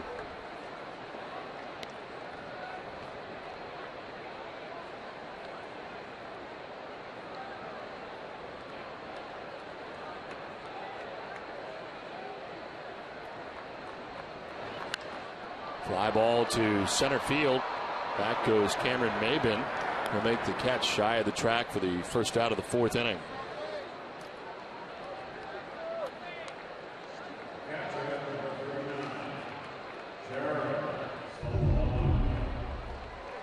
Now Bob Stanley in the Legend Suite tonight. The Steamer. Looks great. We had a lot of laughs together. A lot of laughs. He could make me laugh. He was up here visiting when you were out with pneumonia. He was up here with one of the games. As he was in a Legend Suite earlier, we were talking about your fishing together in Vermont and some other topics that came up. It's amazing how many games he pitched in here at Fenway Park for the Red Sox. Incredible. Another guy that did everything. Start, relieve, close. Could do anything.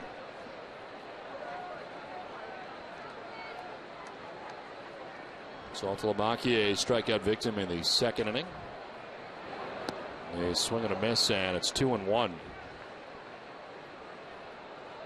Matos has had 1-2-3 inning tonight. That was the second inning. Works here in the fourth inning after getting Drew to begin the inning. The 2-1 pitch. So that slider down and in, using it a lot, and it's 2-2. Once again, he goes down and in, off the plate. And he's getting quite a few swings and misses from those left-handed hitters on that particular pitch.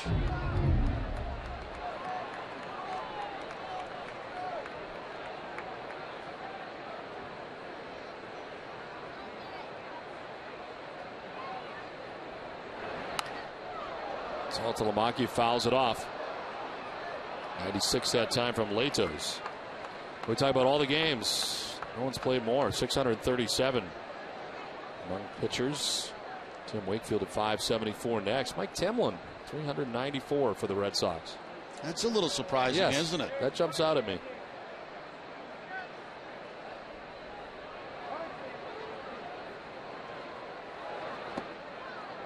Ball 3, full count.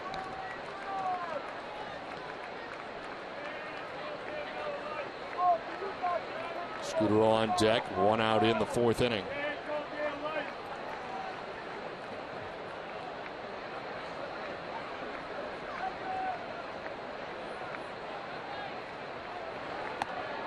Ball 4 and Saltalamacchia down to first base with the second walk given up by Matt Latos. I want to remind you that tonight, following Red Sox coverage, join Randy Scott for Nesson Daily, presented by Sun Life Financial. Naoko Funayama talks with Tim Thomas and Zdeno Chara as they look to take home more hardware at tomorrow's NHL Awards in Las Vegas. And Andy Brickley gives his thoughts on who will come away as the big winners. All this and much more on Nesson Daily tonight, following Red Sox coverage only on Nesson. 1 out, 1 on. I had a dream last night. I was telling you about it today. I got into this argument with Randy Scott for some reason. I have no idea why. And Russ Ken had to break it up. It was over at Nesson. It was a 5 o'clock whistle. Everybody was leaving the building. And I was charging in to have an argument with Randy Scott for what I have no idea why. Have you met Randy Scott yet? Never. There's no way to explain this, really. I mean, you've never met Randy Scott, but yet you were in an argument with him in your dream. Yeah. And you wanted to fight him. I mean, what? No, I didn't want to fight. You didn't want to fight? There was something said that I didn't like, and I was charging the Nesson building, and Russ Ken was in with Randy. Right. And Russ, diffused the whole situation, and I don't know what it was about because I woke up and I said, that's the end of the dream. And I've never met Randy Scott. I think I know why. This is on the ground at third and off the glove of Headley. It'll get into left. Saltalamacchia takes second on the single for Scudero, and it's 2 on with 1 away. Maybe subconsciously you would think that Randy Scott would be upset that last night we taped the Nesson Daily hit before the end of the game. That might have been it. It could be it. I have no idea, but it was a very bizarre dream. And I don't dream very much. Because I'm out, like I'm gone.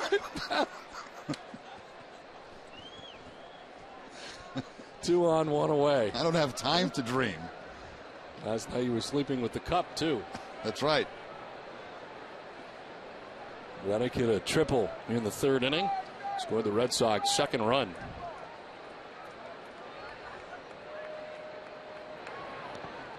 Bouncing in, and Headley able to gather it. And just to close the book on it, I'd like to apologize to Randy Scott for whatever I was upset about. I don't know. Clearly you lost your mind for a little while. Good thing Russ Ken was there. Oh, good thing. Yep.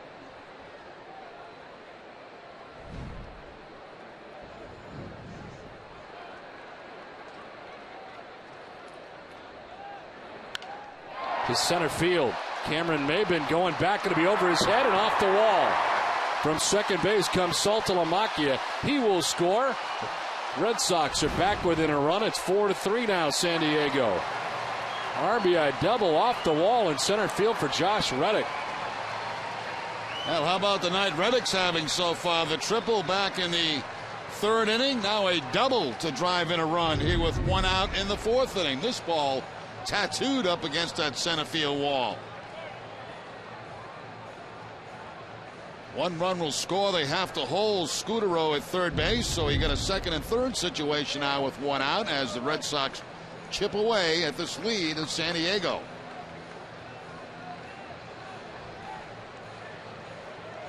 Darren Balzer, the pitching coach out there. Second and third, one out, a run already in. And the bottom part of this order doing some damage. It's back up top now for Jacoby Ellsbury. He struck out in the first, singled in the third to drive in a run, and now a chance to do some real damage here in the fourth inning.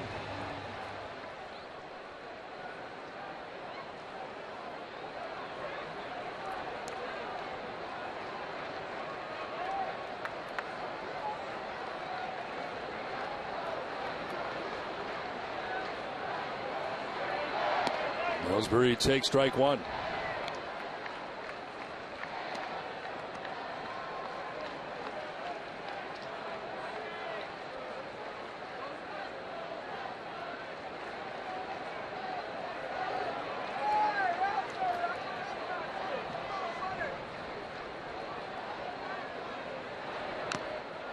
Swinging a foul, 0-2 from Jacoby Ellsbury.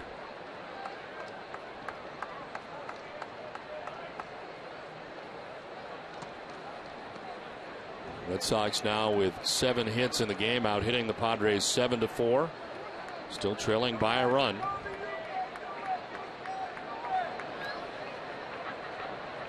Latos, after getting Drew to fly out, a walk, a single, and the RBI double by Josh Reddick. Is now second and third, one down. On the ground, foul, out of play.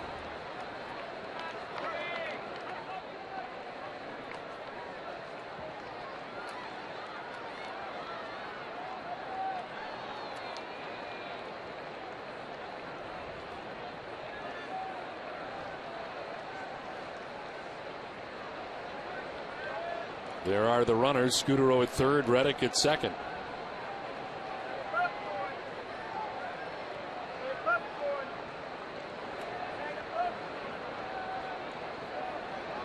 Ellsbury with a swing and a miss, strikes out. Ball gets away from Hundley briefly, and they fire down for the out.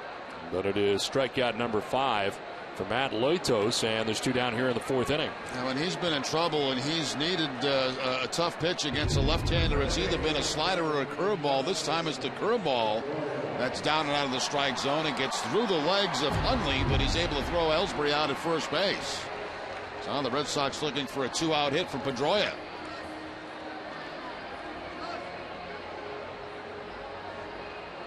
Dustin singled in the first inning, walked in the third.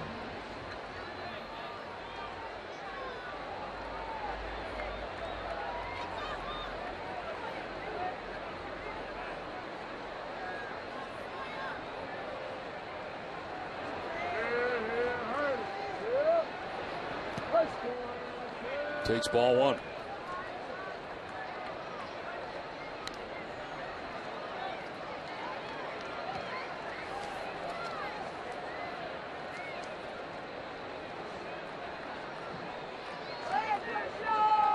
He's got 23 RBIs in his last 24 games. Earlier this season, he had gone 17 games without an RBI. 1-0 is in there for a strike over the outside corner, 1-1.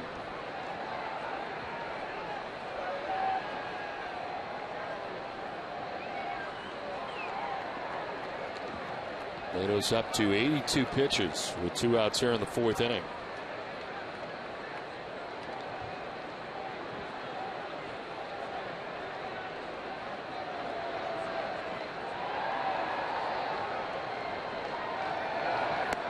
Outside, ball 2.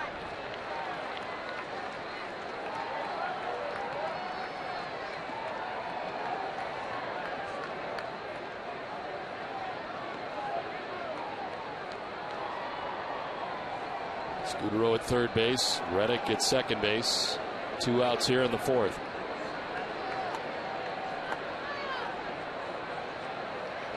And out goes Hundley to talk to Latos.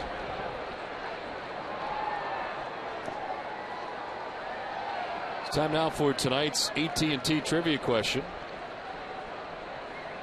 And the question tonight is, who is the only San Diego Padre to lead the National League in RBIs?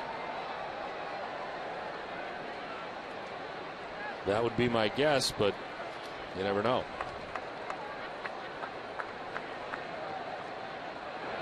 Swing and a miss, 2-2. Changes up on him.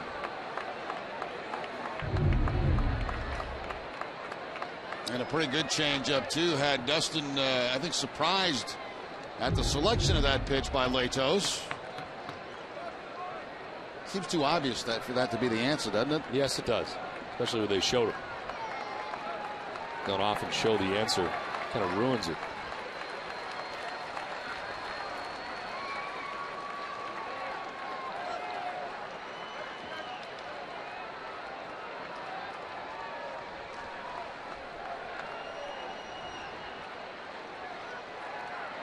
Two-two pitch to Dustin Pedroia.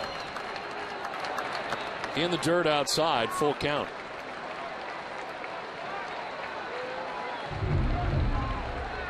And a nice stop here by Hundley, the catcher. Sliding to his right, getting the glove down and catching the ball. Leaving Scudero at third base.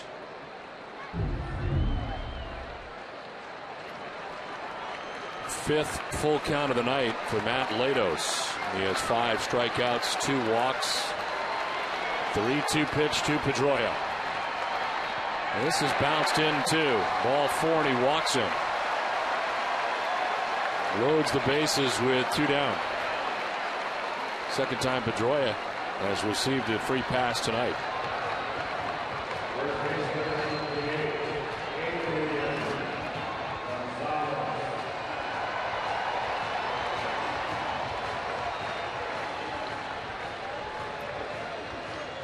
Adrian Gonzalez up in a big spot again. He came up with nobody out and runners at first and second and third. End up reaching on a fielder's choice. Turned into a double play.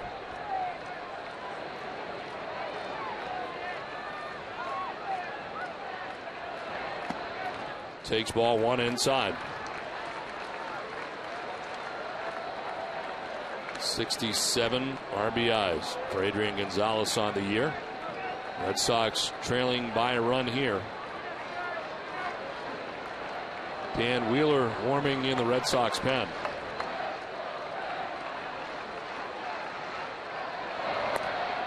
Strike 1, 1-1. I don't think Gonzalez liked that call too much. Looked like it might have been up and away. Right at the top of the strike zone. Not a good pitch for Gonzalez to swing at.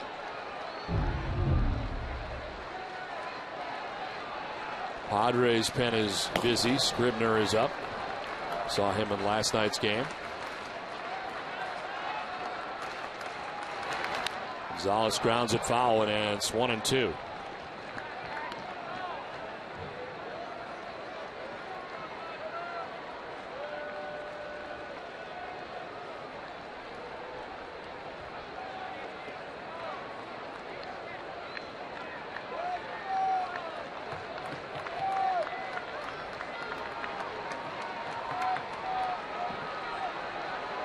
90th pitch for Latos. Bases loaded, 2 down.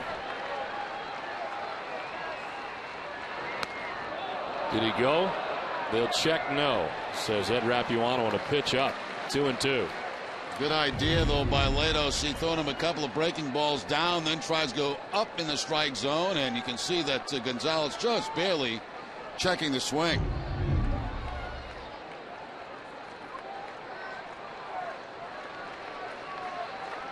Scudero, Reddick, Pedroia.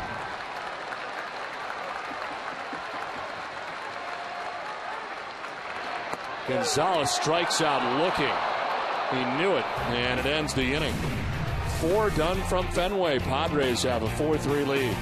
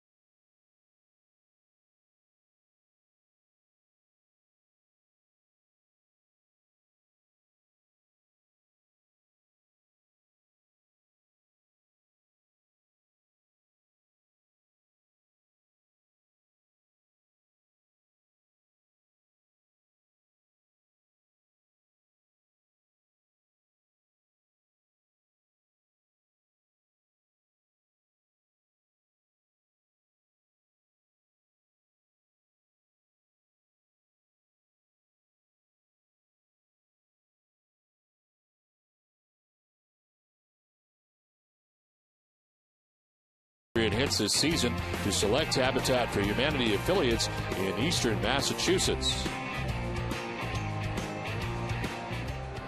5th inning back at Fenway Park. Padres on top 4-3. And Alfredo Aceves back on the mound to begin the 5th inning. Orlando Hudson leads it off and takes ball 1. Hudson has grounded out to short and flied out to the warning track in right field.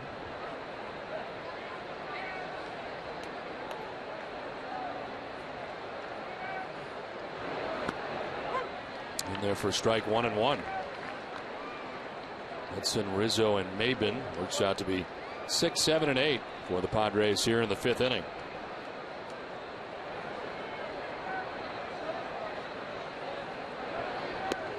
Down low, 2-1.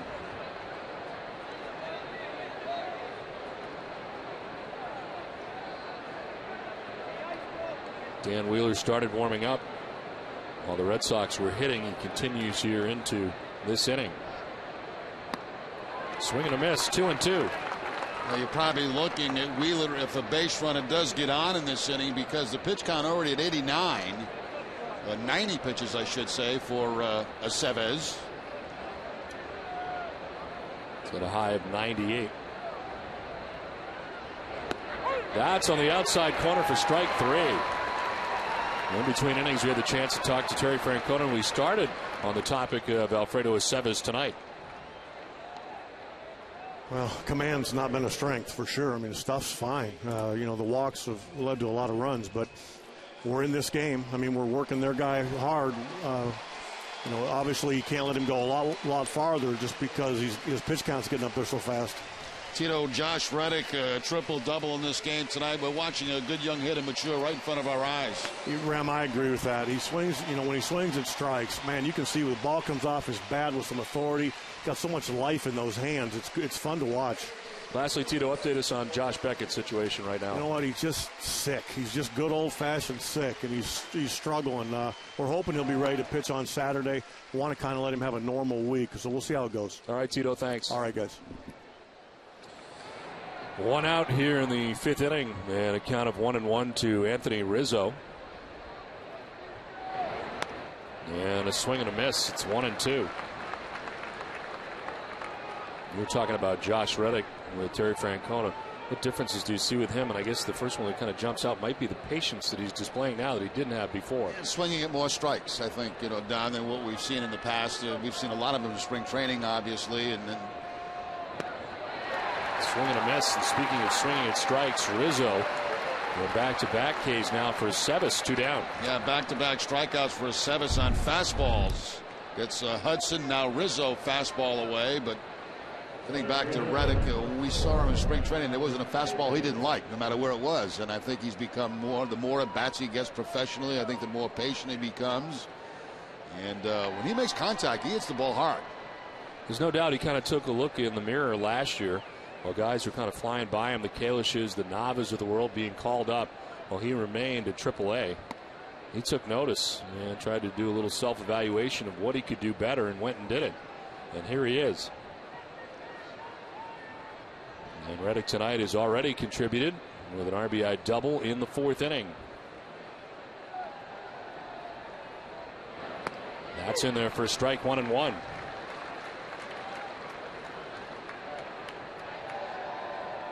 98 is a career high for Sebas. He's about to tie it. Curveball for strike 2.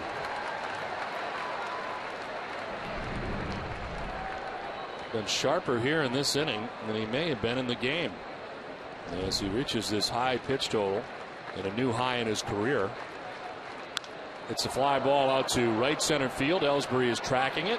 He is there and will make the catch. There's the first 1-2-3 inning of the night for Sebas. Might be his last. 4-3 Padres.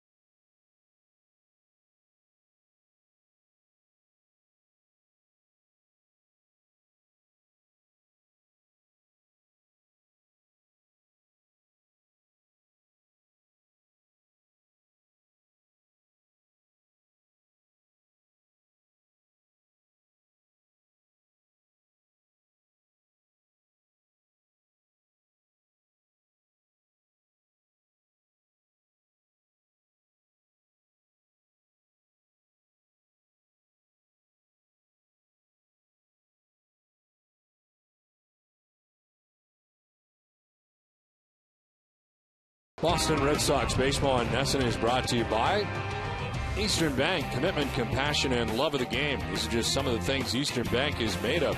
Find out what we're made of at easternbank.com.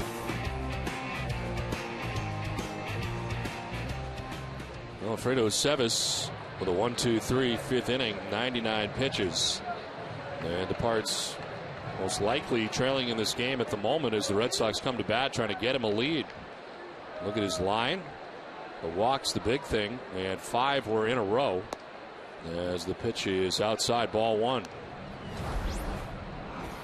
It's fairly fortunate that when you walk 5 in 1 inning, you only give up 2 runs. Had the Padres been able to mix in a hit somewhere in all of that, this would be a much different game than it is right now, but he only gave up the 2 runs. There were no hits in that inning for the Padres.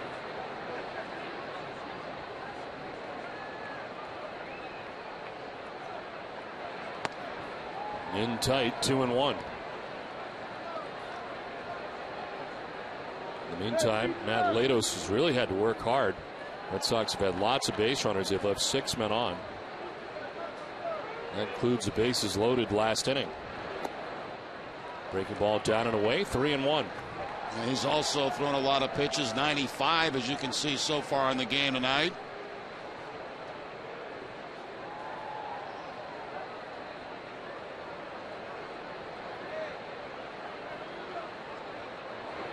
Youkilis grounds it up the middle. Bartlett can't get it. It's in the center.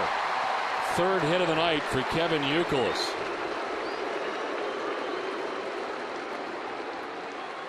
A 3 for so far for Youkilis. Another multiple hit game as he takes this base hit up the middle. Fastball with a little cut on it at the end. And Uke rolls over those wrists and grounds it right back up the middle. There's that little limp by Youkilis to first base. He's playing in quite a bit of pain right now.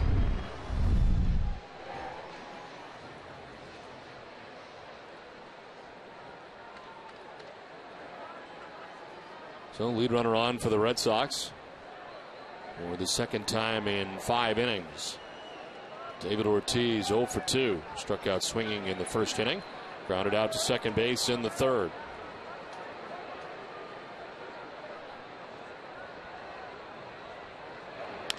This is on the ground right side. Hudson will go to second. Had trouble getting it out, and that'll be costly. It's going to be a tough play anyway, not hit hard. And Ortiz will reach at first to get Youkilis.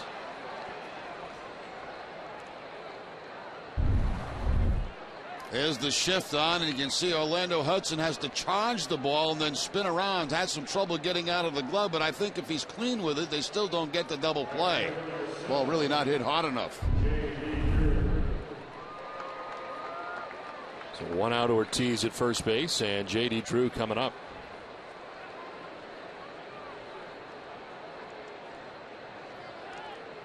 Drew is 0 for 2. He struck out swinging in the 2nd.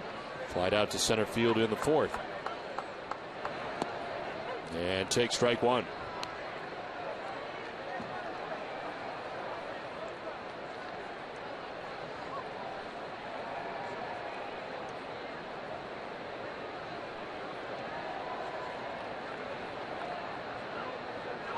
There goes Big Papi. Stopped and then starts again, and he's going to be safe at second base. The hesitation on the steal, but he still gets it done. What was that? He left too soon, and the pitcher didn't see him. Then he stopped. He goes, "Oh, I'm in trouble." And he said, "Better keep going." Crowd loves it.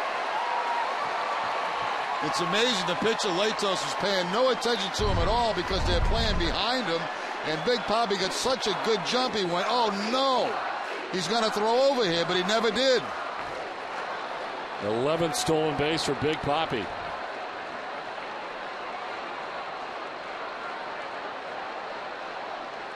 His last one was in 08.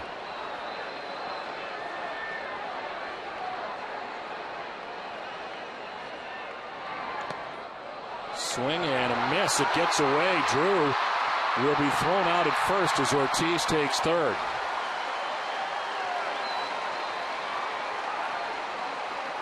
So it is a 7th strikeout for Latos. Drew did not run right away. I don't think he'd realized, Don, the ball would get by the catch, and then once he did, he took off for first base. And it gave Hundley the chance to throw him out at first base. Ortiz does go to 3rd. There, J.D. finally realizes the ball got by the catcher.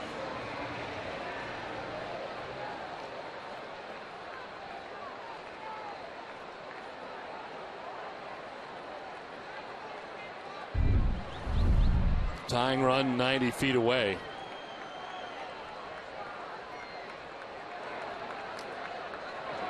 Saltalamacchia takes ball one. Think Big Papi might steal home? I don't think so. No. Okay. Not even with that hesitation thing where he stops in the middle. He stopped, he had lunch, and he kept on at second base and got a stolen base. Nothing to see here. I'm invisible. The 1-0 is ground foul, 1-1.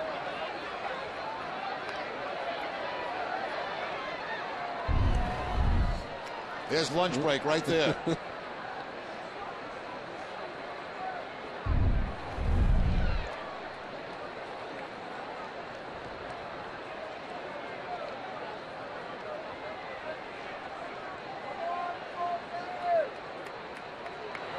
Saltalamacchia, a little number that is a foul ball. That was Brian O'Nor, the home plate umpire, to make the call. Another chance here for Saltalamacchia. Latos up over 100 pitches.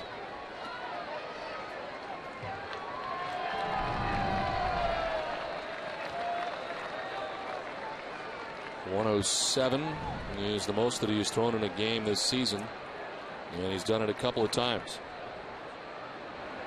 Swing and a miss, blew that one by him at 95 and ends the inning. Red Sox leave another runner at third. It's 4-3 Padres.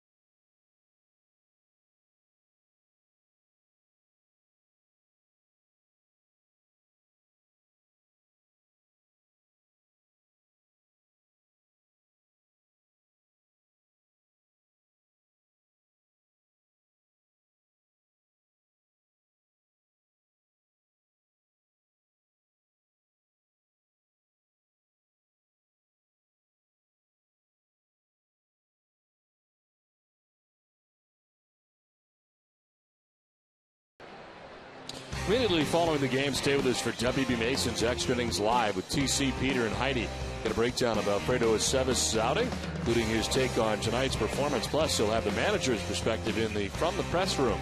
It's all coming up right after the game on WB Mason Extra Innings Live. This call to the bullpen is brought to you by New England Ford Dealers. Dan Wheeler into the game here to pitch the 6th inning. Wheeler closed out Sunday's 12-3 win against Milwaukee with a scoreless inning. His 21st appearance is tonight. 6.52 earned run average. And Nick Hundley, the number 9 batter, leads it off and takes strike one.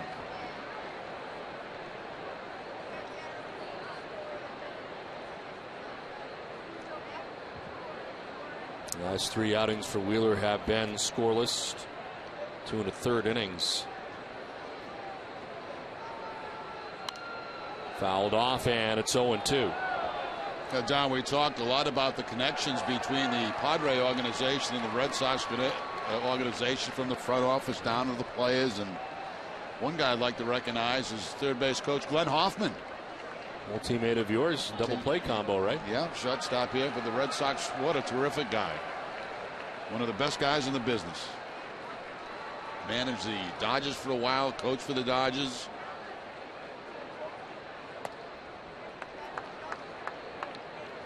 as far as class goes, you talk about first and third base coaches. They've probably got a top in the National League. Yes, they do. Dave Roberts, of course, at first base. Had a great ovation here last night at Fenway Park to Dave Roberts, standing O again.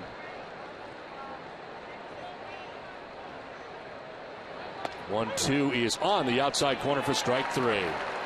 Nick Hundley strikes out to begin the 6th inning. Nice start for Dan Wheeler. Painting the outside corner with this fastball is Dan Wheeler. And during this at bat, a foul ball that's going to land right in the suds. Look at that. Oh. He's all over his shirt, his pants. He doesn't care. He's got to drink the ball. He's going to drink the beer. Look at the shirt and pants. Rough shape. He's going to stink on the way home. Hope he's not driving.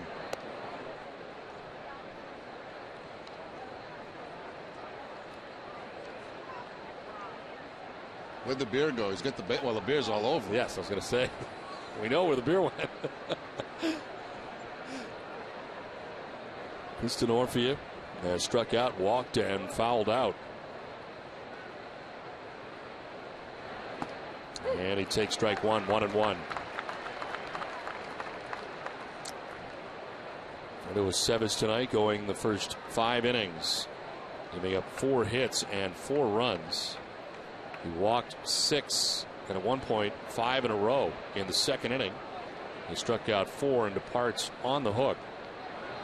1-1 is a hot shot, but right at Scudero, and a Hoppy throws to first for the inning's 2nd out. Let's check back in with Heidi. Well, Don, as Jerry was just saying, back in the early 80s, he was double play partners with the Padres third base coach Glenn Hoffman. And earlier today, I got to sit down with both of them and talk about the art of turning a double play while trying to not get hurt. I remember one day we're playing the Yankees and Dave Winfield came in and it was a ball hit back to the pitcher and got it and tore me in half. But I blew out my knee one year in Detroit, turning a double play, which was an awkward play. But you know, that was part of the game, and it is still part of the game. That's the way you're supposed to play it. But all that experience of what Jerry taught me and what me being a teacher and being a coach now to pass on to the guys trying to make it in the big leagues is invaluable. Now, Hoffman said he was just 21 years old at the time and said Jerry really helped to teach him, and he took the lead on the field. He said Jerry was a very deliberate and energetic player on the field, whether it be giving signs or going after the ball. He said Jerry was an easy double play partner to get to know because he knew exactly what to do. Nice job, Jerry. Oh, thank you, Heidi. I don't know how deliberate I was, but I was certainly intense. But the Hoffy was... I got to tell you, you meet certain people in this game, and there's people you don't forget. And he is one guy that has not changed since the first day that I met him. Bartlett will send it to left. Reddick dives in left field and makes the catch. Josh Reddick's doing it all tonight.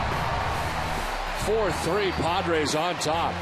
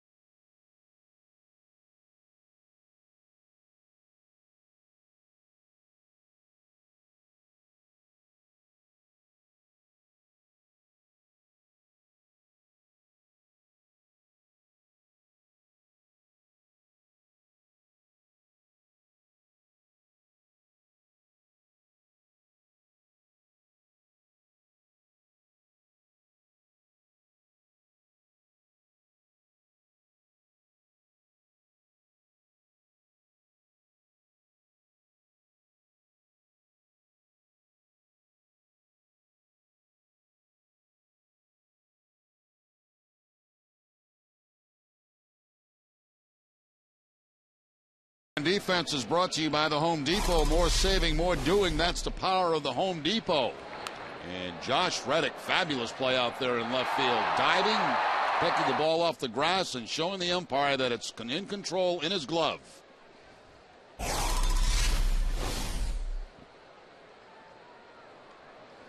Marco Scutaro to lead it off in the bottom of the 6th inning. Matt Lato starts the inning.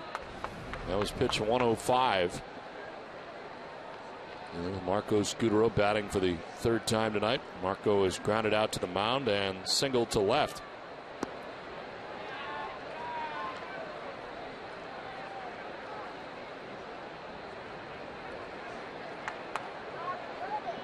Padres shift the outfield for Scutaro to go the other way. Center fielder Cameron Maben is over towards right center.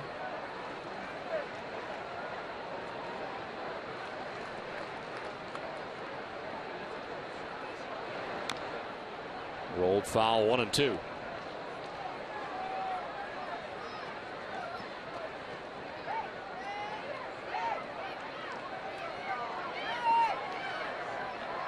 Right-hander up for the Padres. Chad Qualls warming in the pen. This Padres bullpen has been very good this year despite what we saw last night. Likely see a different string of relievers tonight with the Padres on top at the moment as we shift towards the end of this game.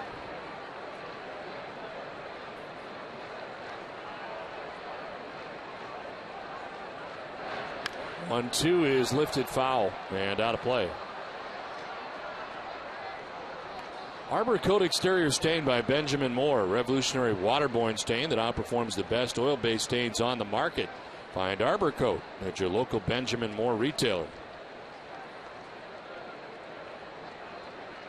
1-2. Downstairs, 2-2.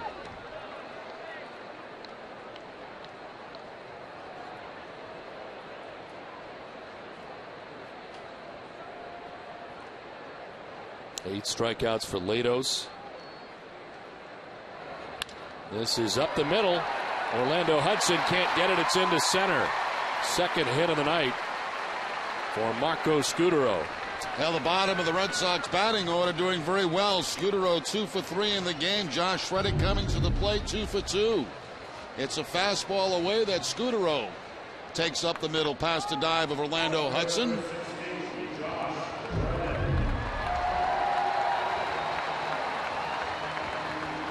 So Scutaro aboard at first base to begin things. 3rd time in 6 innings the Red Sox have had the lead runner on.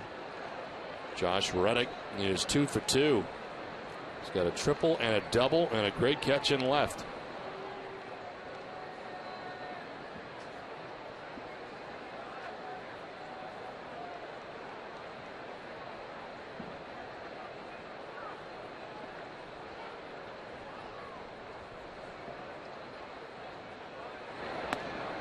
Shows bunt, pulls back and takes ball 1. Season high now for Matt Latos at 111 pitches. Nobody out in the bottom of the 6th inning.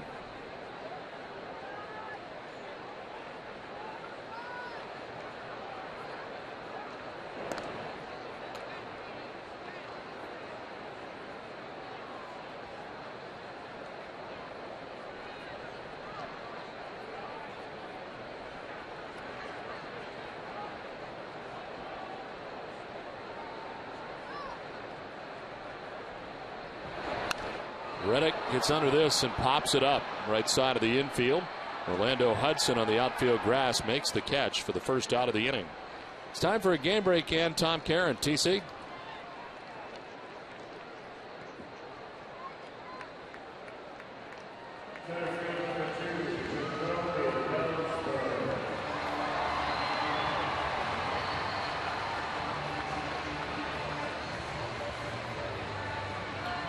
Okay, Tom, thanks very much. The Yankees postponed tonight against Cincinnati, while the Padres have a 4-3 lead over the Red Sox here with 1 out in the 6th inning.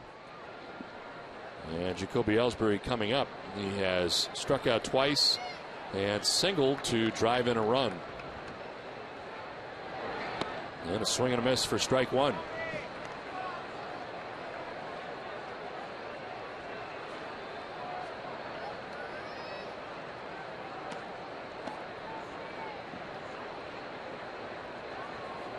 Scudero with a leadoff single here in the 6th inning.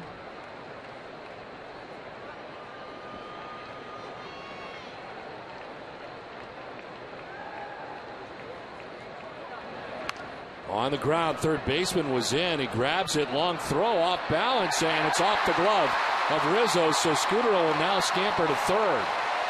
He had stopped at second base, but when Rizzo couldn't come up with it, Scudero takes third.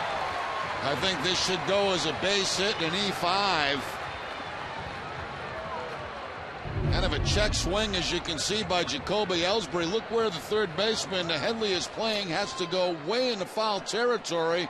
Ellsbury will beat that out anyway.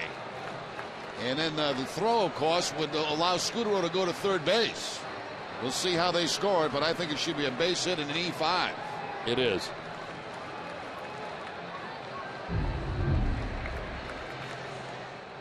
Now Bud Black out on the mound right now. And he will leave Latos in the game.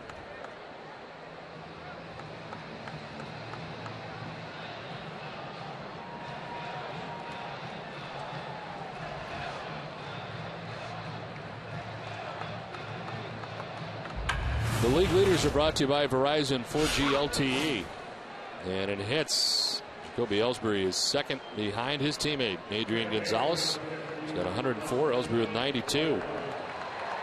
That includes the 2 tonight for Jacoby. And Adrian Gonzalez does not have a hit in tonight's game.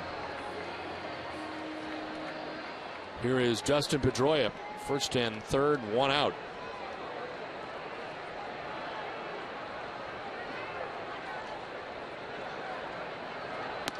Strike 1 over the outside corner. Still throwing hard is Latos. 94 miles an hour, 115 pitches deep.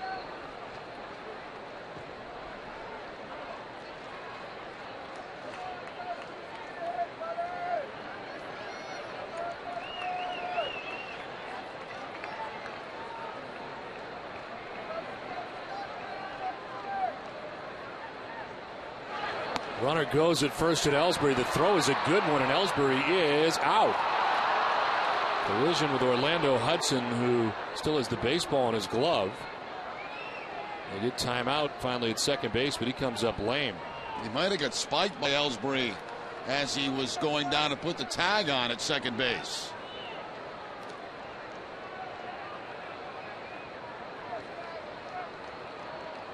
Three-time Gold Glove Award winner.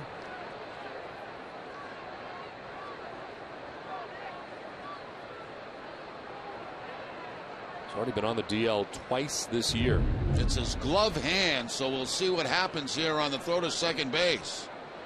Yeah, gets it bent back, as you can see right there. Ellsbury sliding in. He must have hit the glove, and that bent the hand back. Amazing he was able to hold on to the baseball with all that going on. Yeah. Glove almost coming off his hand. You can see that right in the webbing of his glove.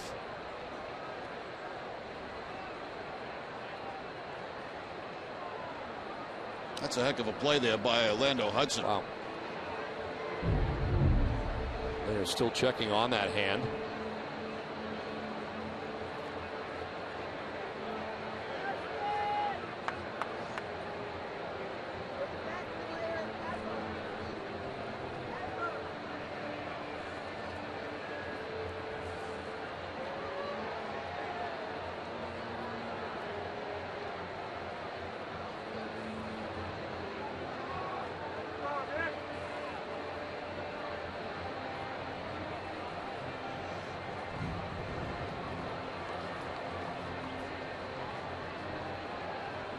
Orlando Hudson shaking his head, telling him he's okay. And looks like he will stay in the ball game. One more check from Bud Black.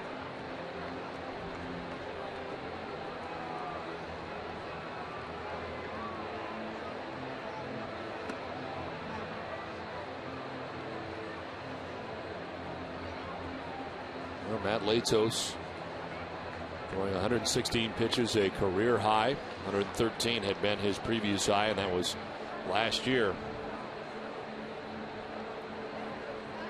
So there are now 2 outs here in the 6th inning as Ellsbury is caught stealing. Count of 1-1 to Dustin Pedroia.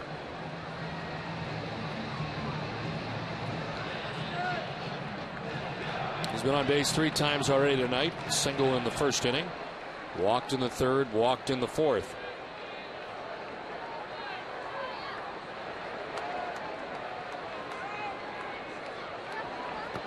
Outside, 2-1.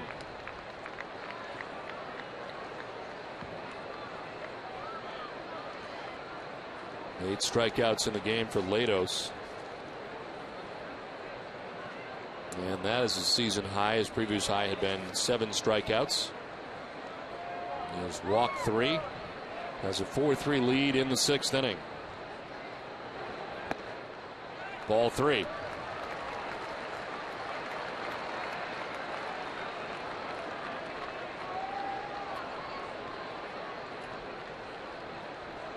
Tying run 90 feet away with 2 outs here in the 6th inning.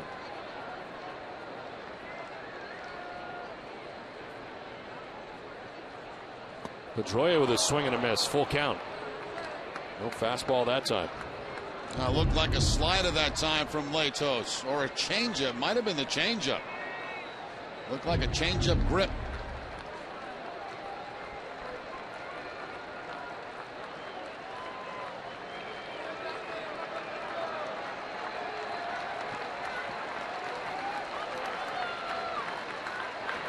Pedroia will take the walk, the 3rd walk of the night for Dustin Pedroia, and that'll do it for Matt Latos.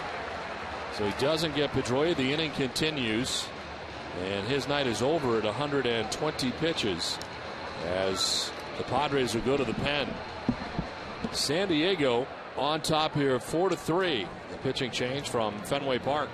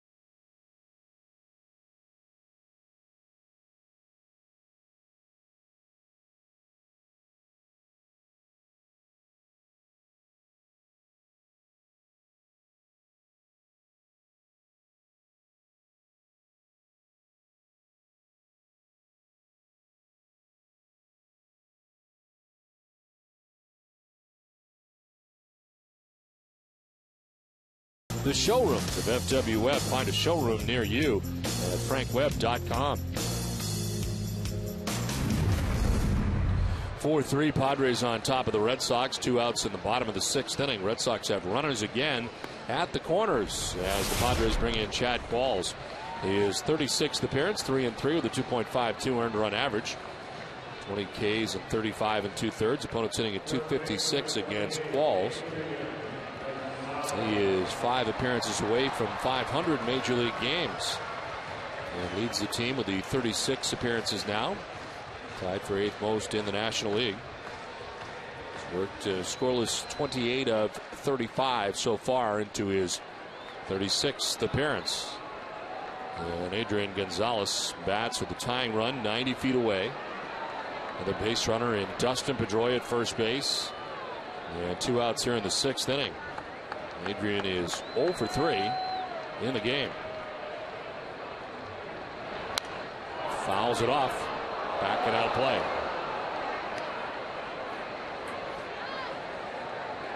Three for 8 in his career with a home run against Chad Qualls.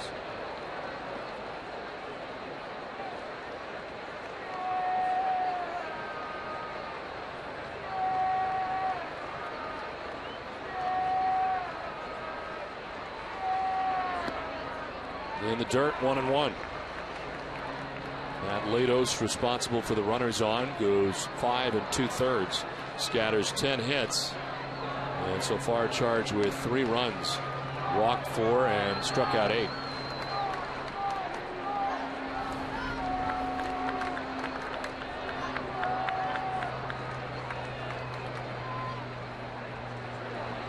In the dirt again, Hundley with a good play, gliding to his right to knock it down. He's made a couple of very nice plays tonight behind the plate. This time the slider from Qualls, again the block by Hundley.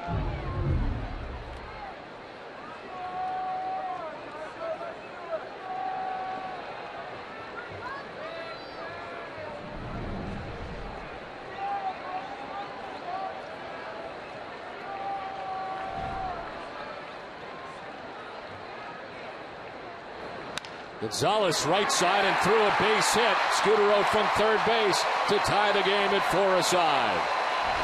Adrian Gonzalez with his first hit of the night ties the game.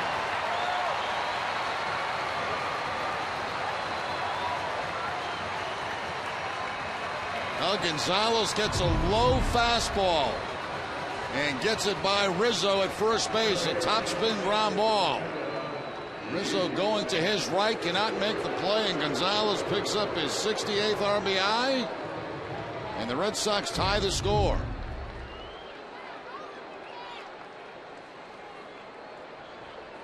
So 2 on and 2 down. Chance for Kevin Youkilis now to put the Red Sox on top. It's already been a very good night. 3 hits and 3 tries.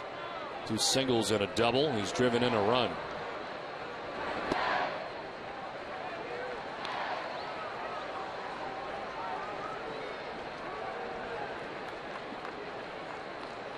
So that run was charged to Latos. He's still responsible for Dustin Pedroia at second base.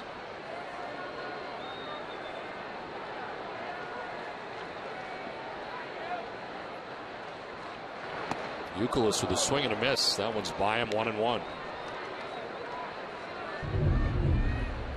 Challenge time, fastball. Right by Kevin Youkilis. Again, you can see him winching in pain.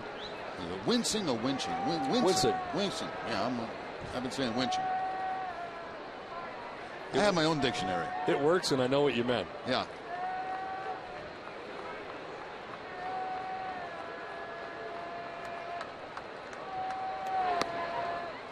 Ball 2, 2-1.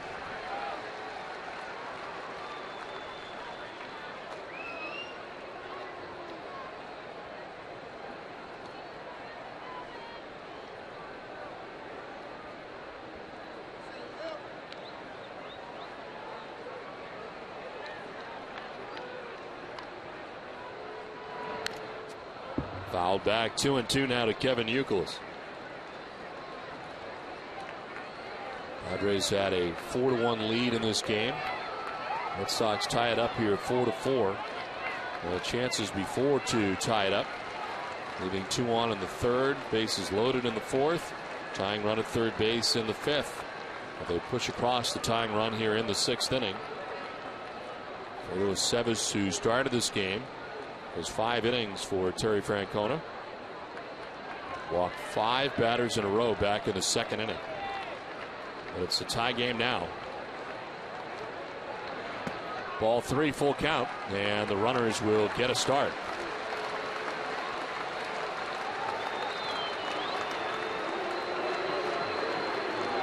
Pedroia at second, Gonzalez at first, 2 down.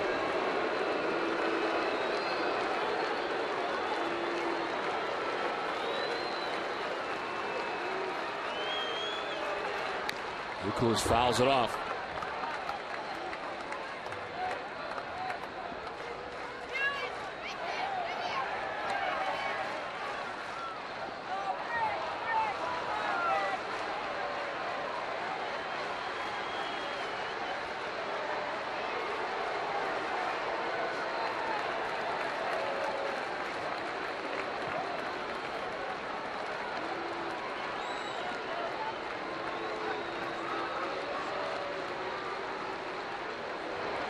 Youkilis hits a pop-up back of second base, sending Orlando Hudson out to make the catch that ends the inning. And hand still bothering him as he makes the grab. Red Sox tie the game at the end of 6 at 4.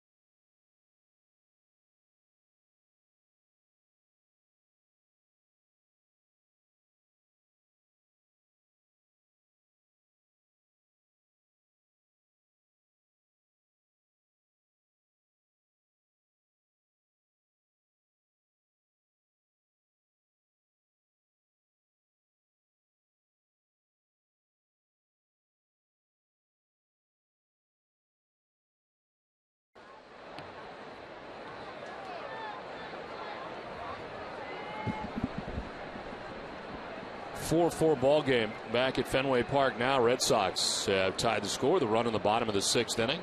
Chase Headley leading it off. Second inning of relief for Dan Wheeler. And a 1-2-3 6th inning. Just 10 pitches.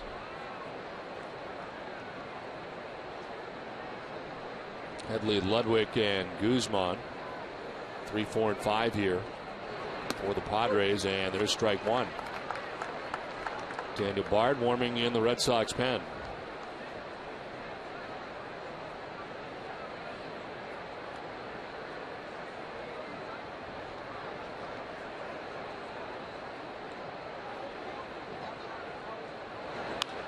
To right field, and that's in for a base hit. Drew plays it on a hop, but Headley's aboard to begin things here in the 7th inning. Third time he's been on base tonight. Got hit by a pitch back in the 1st inning, walked in a run in the 2nd, and now picks up this base hit to lead off the 7th. Cut fastball from Dan Wheeler. And Headley kind of muscles the ball out to right field for the base hit.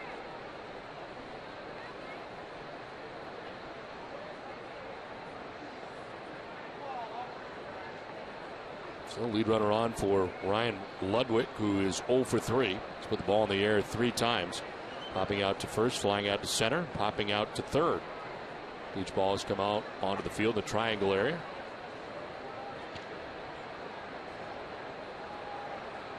This is the 4th appearance for Dan Wheeler that is longer than an inning.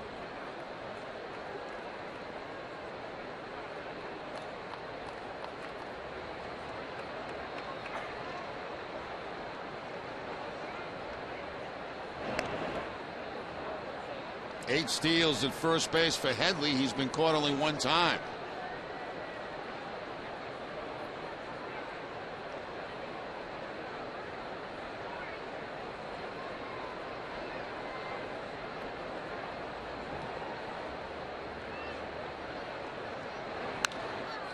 Popped up into shallow center field. Ellsbury coming in and calling off Pedroia to make the catch for the first out of the inning.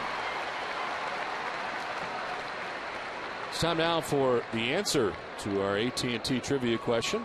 Who's the only San Diego Padre to lead the National League in RBIs? I'm going to go back to 1979. Dave Winfield. I had it. You did? Yeah, I did. I kind of thought it was Winfield. 118. Well, Adrian Gonzalez currently leads the American League in RBIs with 67. Gonzalez had 119 RBIs with San Diego in 2008, which is tied for third most in a season for the Padres.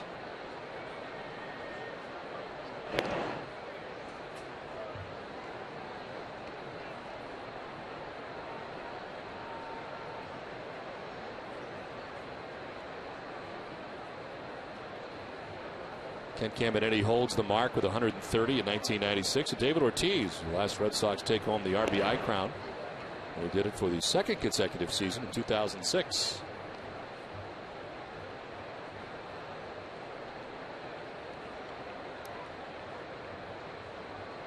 One out in the inning. Chase Utley at first base, held on by Gonzalez.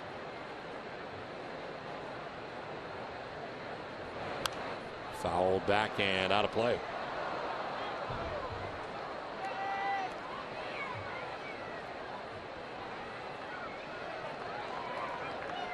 Guzman struck out in the first inning, grounded out in the third, popped out in the fourth inning.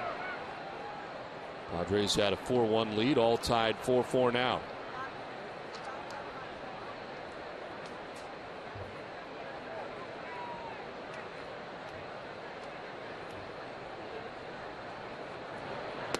Breaking ball in there for strike two, 0-2.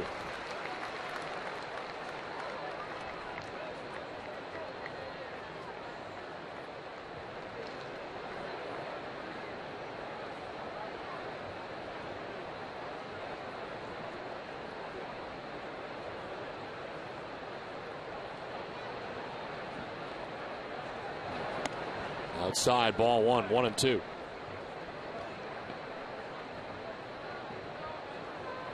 Red Sox out hitting the Padres 11-5 as San Diego bats here in the seventh inning.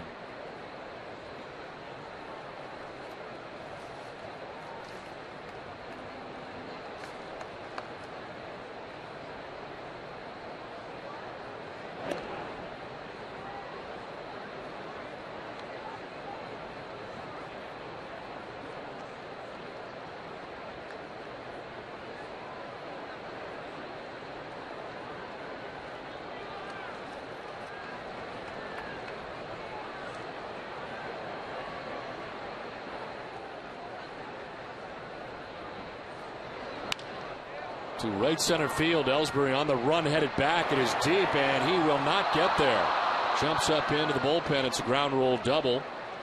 Jesus Guzman with a double that sends Headley to third base with one out and just out of the reach of Ellsbury. That really carried well out to right center. Yeah, it certainly did, and the wind is not blowing in that direction. It's blowing from right to left tonight. Ellsbury going to the warning track, reaches up. And one bounce into the bullpen for the Red Sox. Did he get a glove on this? No. But with it bouncing into the bullpen, men have to remain at second and third. They will put on Orlando Hudson with first base open.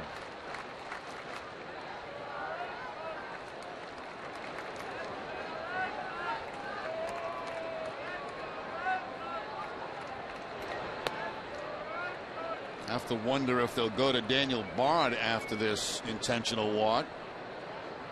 Rizzo on deck.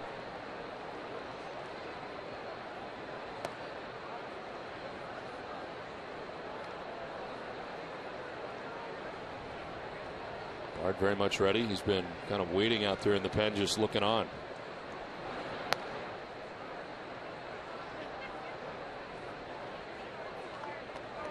They will make the move to Bard with the bases loaded, one out of the seventh inning. Game tied 4-4.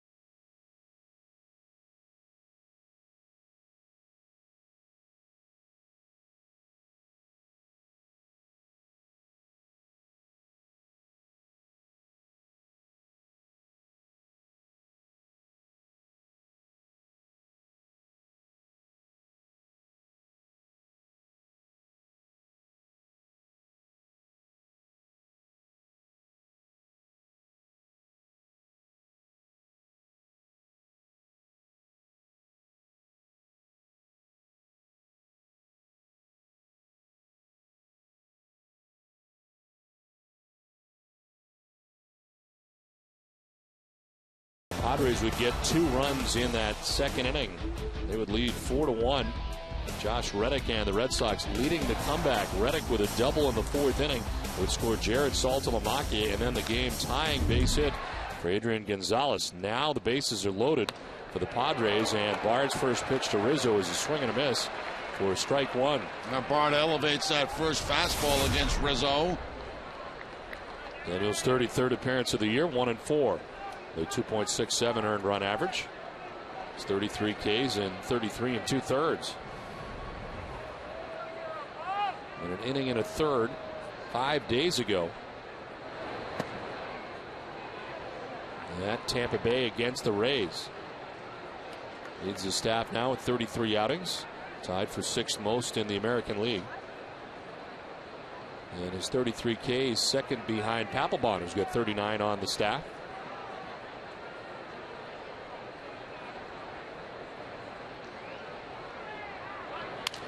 Ground ball right side. Gonzalez will bobble. Run will score. And they get the out at first. Padres take the lead again on top 5-4. They barely get Rizzo at first base for the second out. Now Gonzalez certainly wanted to come home with that ground ball and cut off the potential go-ahead run, but then he bobbled it. And then it became a very close play at first base. The underhand shuffle to Daniel Bond, who stretches out, and the Red Sox do pick up the out, but not the one that Gonzalez wanted. He wanted to spin and go home.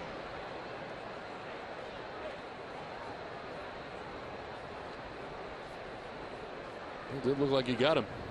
I'm not sure Bard had the bag, though. Oh, Like he might have pulled his foot off that first base bag.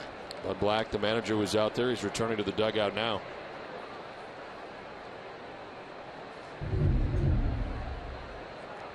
He's got the bag here, and I think he leaves to reach out and catch that ball.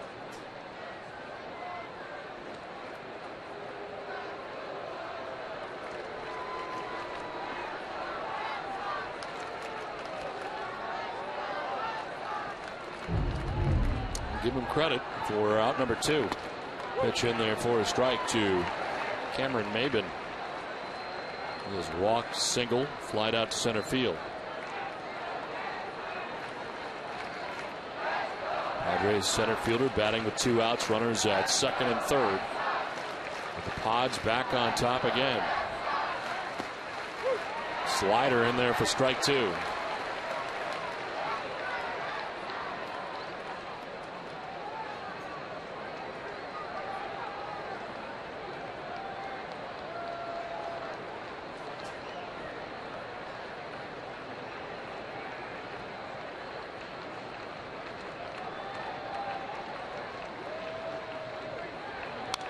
Fouled off to the right, hangs at 0-2.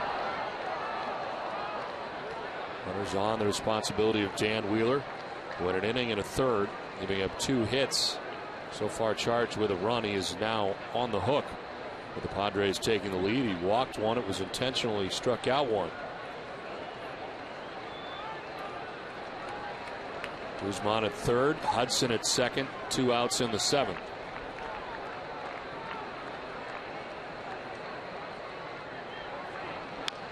This is up over the mound, slowly hit. Pedroia on the run and in time. Nice play. The Padres get a run and take the lead. 5-4. Let's check in with your need to know with NESN Daily, presented by Sun Life Financial. Here's Randy Scott.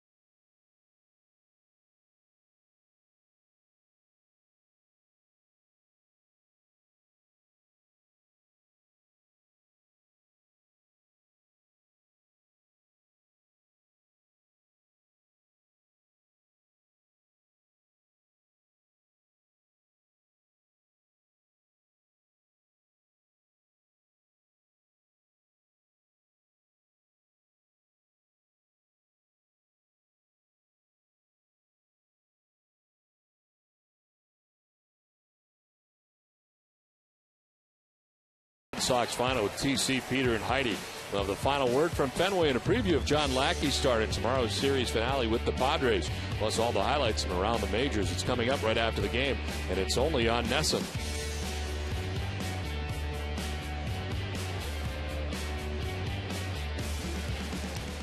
So the Red Sox come back from a 4-1 deficit to tie the game 4-4, but then the Padres get a run in the top half of the 7th inning, and it is now 5-4, San Diego on top as the Red Sox go back to work. David Ortiz takes strike one from Chad Qualls, who was able to get the last out of the 6th inning and is back out there to starting to number 7.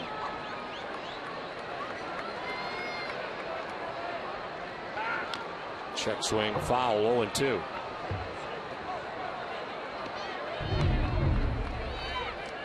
Another look at the David Ortiz delay steal of second base, I guess you could call it.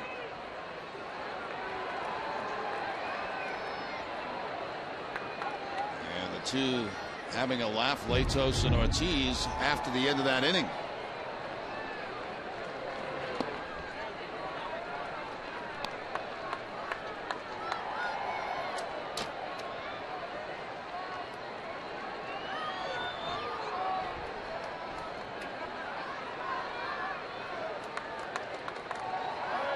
One ball, 2 strikes to David Ortiz.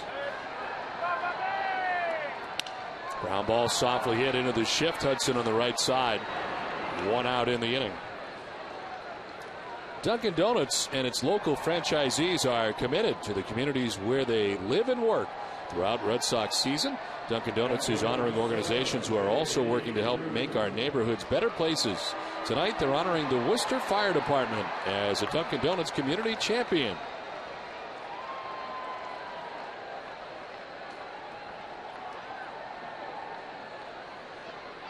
One out in the 7th inning. J.D. Drew, the batter.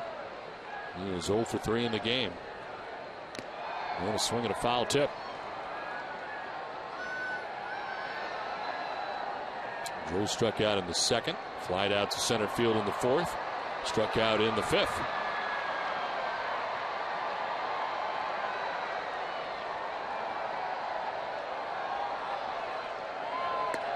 That's outside, 1-1.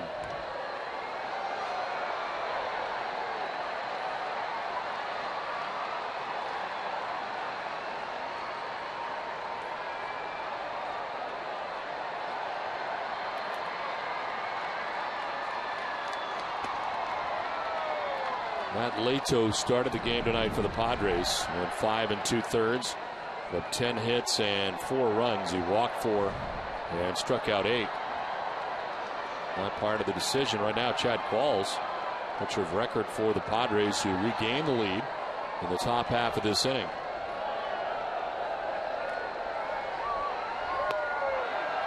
Did he go? No, he did not, says Ed Rapuano, and it's 2-1. Actually 3-1 now.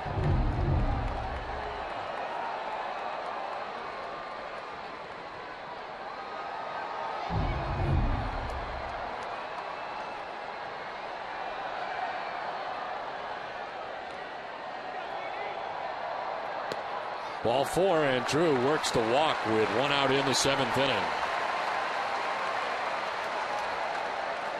Red Sox Nation, if you need medical care here at Fenway Park, visit the Beth Israel Deaconess First Aid Stand behind Section 12. Beth Israel Deaconess Medical Center is the official hospital of the Boston Red Sox.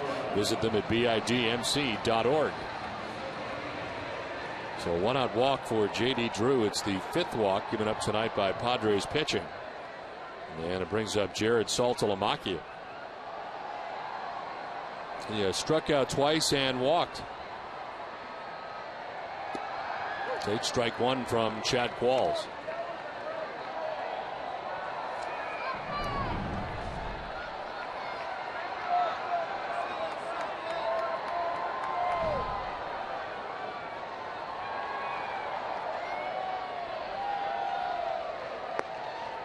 That is ball 1, 1-1. Padres coming into tonight's action 30 and 44 on the season. They're 10 games back of the defending champion San Francisco Giants, who are top the National League West. Padres are in last. And with the loss here last night in Game 1, have now lost 6 straight games. Ball 2, 2-1.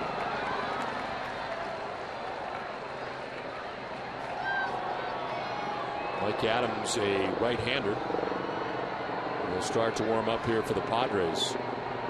Against the American League this season in interleague play, the Padres are 0-7.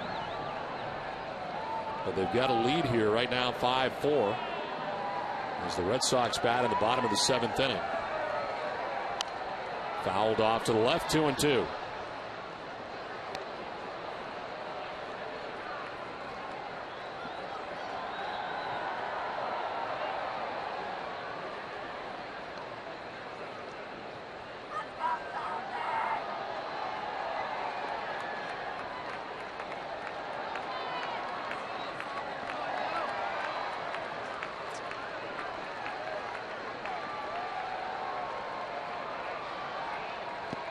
In the dirt, full count.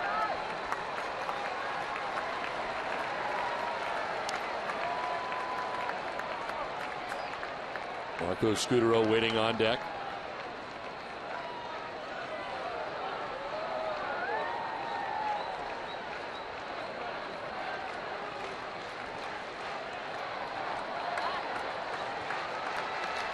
Rizzo holds on, Drew at first, 1 down. JD is running. Line to left, and it's in for a base hit. Drew will stop at second base on the single. Opposite field single for Jared Saltalamacchia. That Qualls comes with the fastball inside to Saltalamacchia, and Saltalamacchia are able to inside out that ball on a line to left field. JD Drew running on the pitch, but because the ball was hit to left field, has to remain at second base.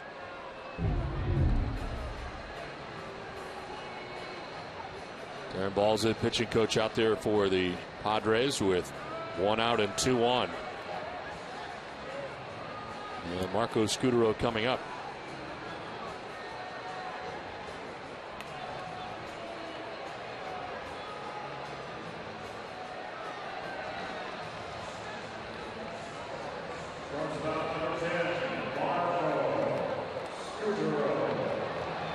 Marco tonight with 2 hits. After grounding back to the mound in the 2nd inning, he singled in the 4th, singled in the 6th. And bats here with 2 on and 1 out. Red Sox trailing by a run.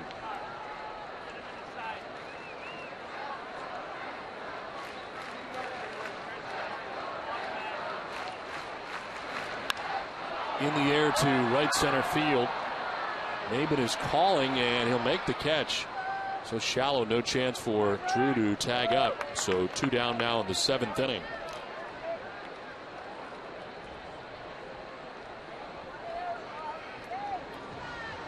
So Qualls getting a big out there. Now Josh Reddick is coming up. Reddick has tripled, doubled, and popped out. And a nice defensive catch in left field.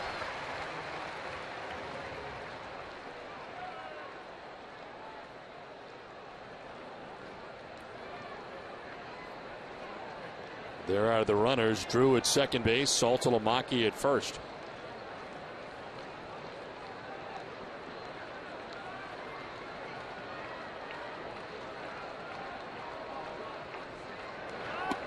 Strike 1 to Reddick. Well, Chad Qualls, the Red Sox saw him last year. He made 27 appearances for the Tampa Bay Rays. He was closing games for Arizona prior to that. In 2009, he had 24 saves for the Diamondbacks, 12 last year, before wrapping it up with Tampa Bay.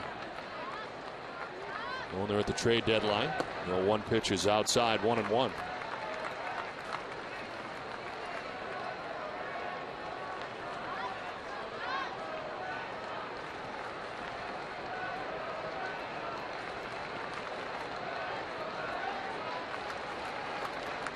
Came into the game in the 6th, working here in the 7th with 2 outs and 2 on.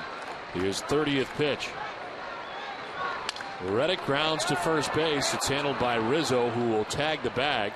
And Qualls out of the jam in the 7th inning. We head for the 8th. It's 5-4 San Diego.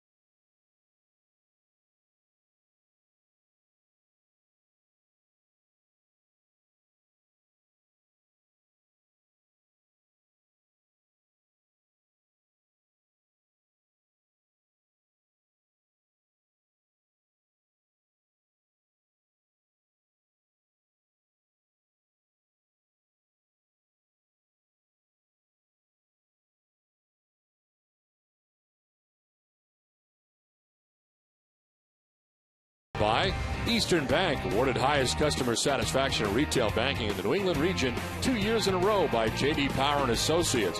Find out what we're made of at easternbank.com. 8th inning back at Fenway Park. More Daniel Bard. Nick Hundley leading it off for San Diego here in the 8th inning. Bard came in with 1 out and runners at 2nd and 3rd in the 7th inning. He's able to get Rizzo to ground out and Maben to ground out. He's back out there to start the 8th, and he's ahead 0-2. Came in for Dan Wheeler, who's now on the hook. Gives up a run in an inning and a third.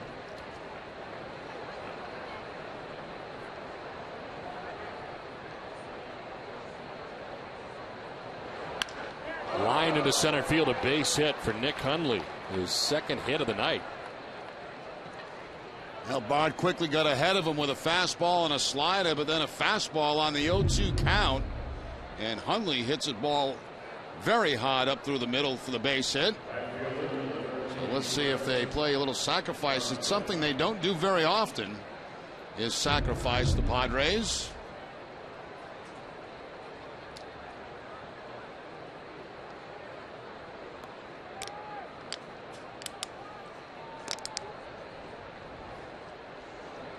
Hundley at first base, nobody out for Chris Denorfia. And he is squaring. Gets it down. Nicely done as Gonzalez will pick and throw to first base. And Hundley takes 2nd on the sacrifice.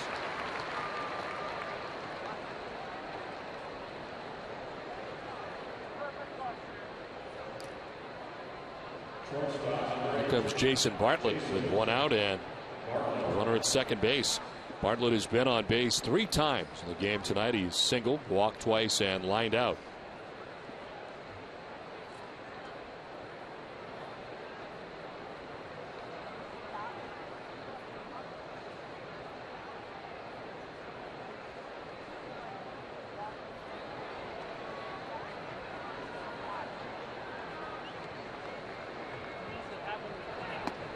Slider in there for strike 1. Bard's throwing strikes. He has thrown 12 pitches, 11 for strikes.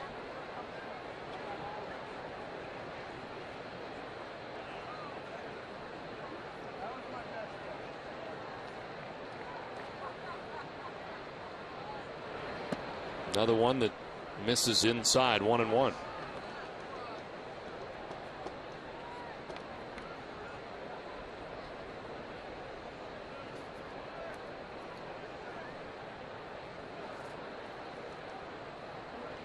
Bartlett is 2 for 5 in his career against Bard. Only guy that's got much history against Bard. Which is high, of course, his time spent in the American League. The Minnesota Twins and Tampa Bay Rays.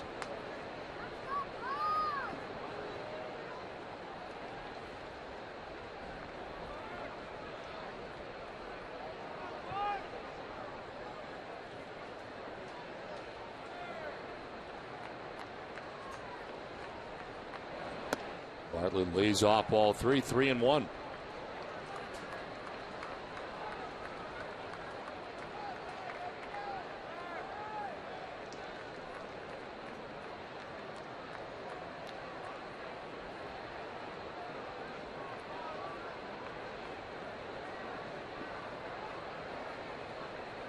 Huntley at second base, 1 out in the 8th. There's a 3-1 pitch to Jason Bartlett.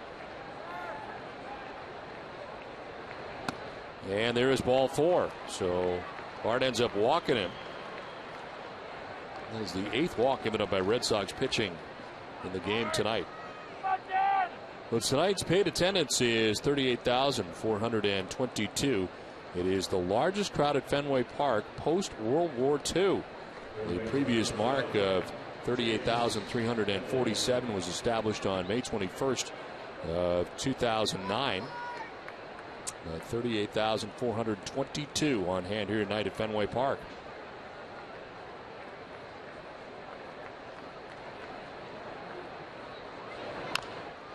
Ground ball down the first base line, and he'll apply the tag as stopping at second and third now with 2 down was Hundley at third base.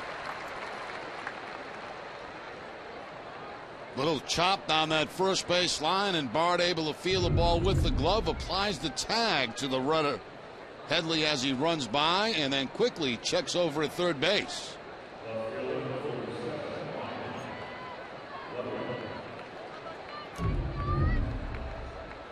That's interesting, isn't it? Yes. The largest crowd. I would never have guessed that it would be in this series. No, I wouldn't have either. I thought it'd be a Yankee game, something like that. Does that include the playoff games in the World Series? It's a good question. I don't know.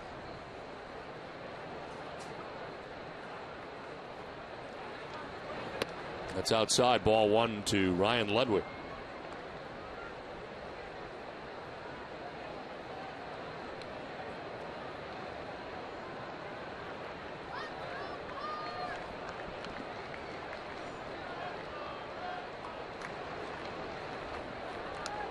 He is 0 for 4 tonight. He's put the ball in the air 4 times. Ball 2, 2-0.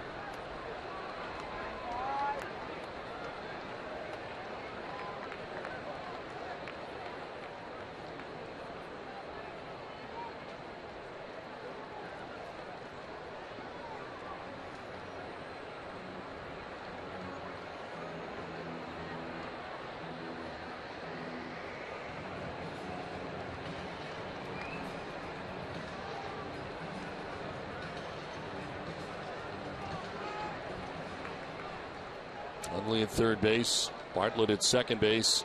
2 outs here in the 8th. Padres trying to add on to a 1-run advantage. Bart about to throw his 20th pitch since coming into this game. Ludwig takes strike 1.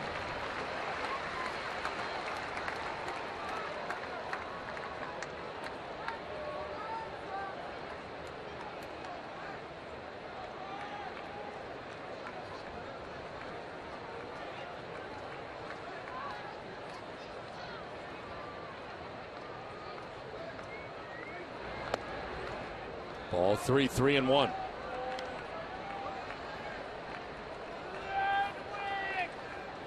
Red Sox will have the top of their order coming up in the bottom of the 8th inning. Ellsbury, Pedroia, Gonzalez. Right now trailing 5-4. The Padres would like to tack on a few more.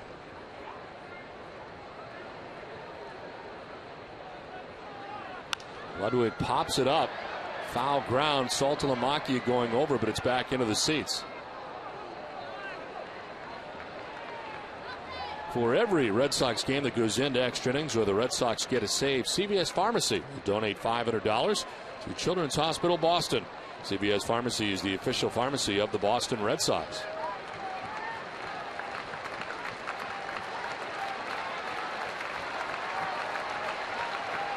Second and third, 2 down. And a 3-2 pitch coming up to Ryan Ludwig.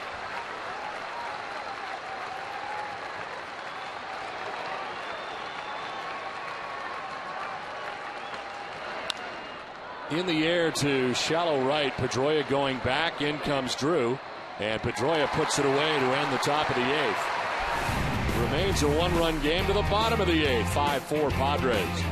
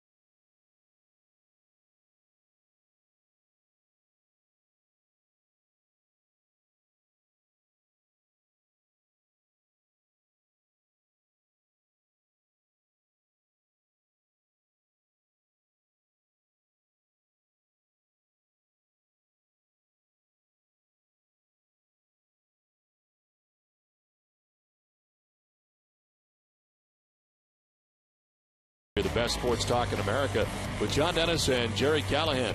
It's weekday mornings at 6 on the WEEI Sports Radio Network, and of course right here on NESN. Red Sox trailing by a run as they come to bat in the bottom of the 8th inning.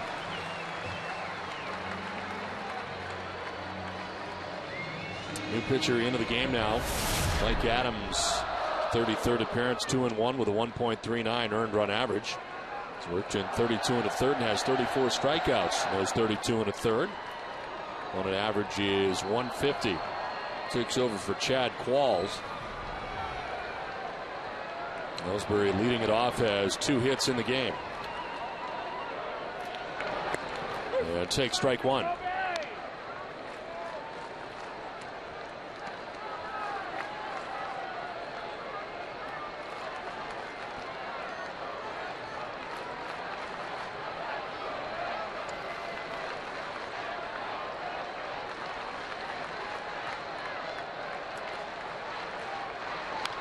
Ground ball foul, 0-2. Red Sox have their closer getting ready in the pen. Sevis for 5. Wheeler for an inning and a third. Bard for an inning and 2/3.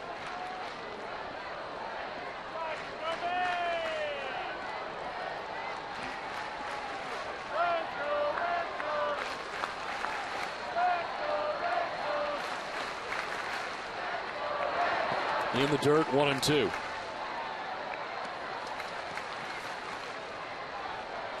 So far, a fastball, a cut fastball, and a curveball for Mike Adams. to Jacoby Ellsbury.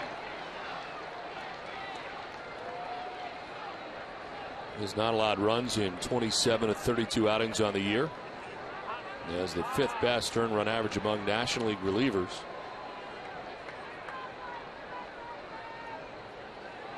The 150 opponent batting average, 3rd best in the National League. His 1-2 pitch.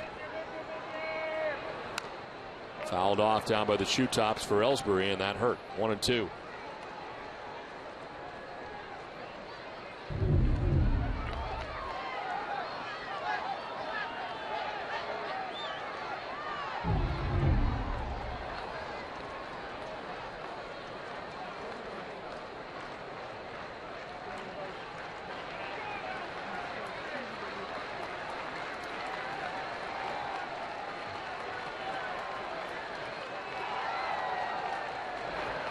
Outside, 2-2.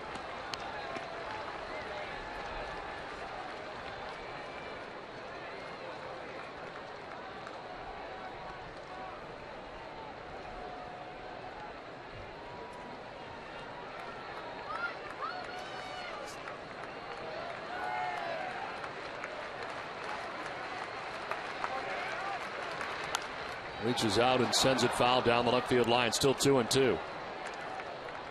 First cutter he threw, Ellsbury was inside that time. He tried to go to the outside corner with the cutter, and Ellsbury fouls it off third base way.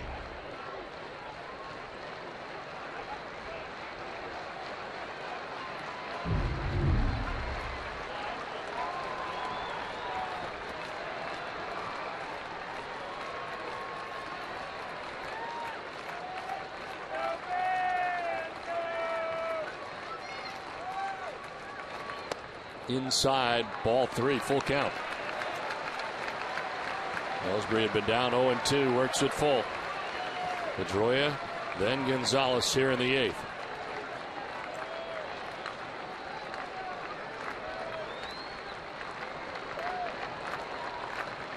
Bud Black's team with a 1-run lead.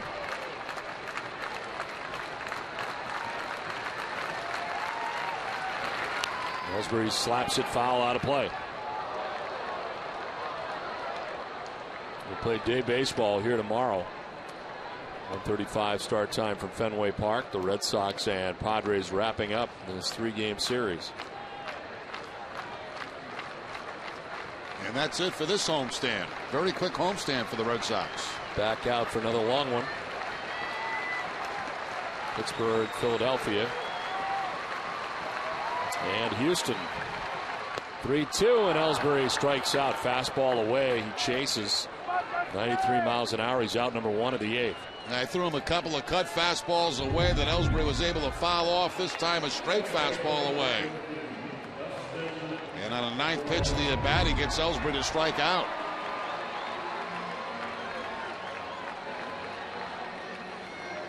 Dustin Pedroia has been on base already tonight 4 times. Singled in the 1st, walked in the 3rd, walked in the 4th, and walked in the 6th inning.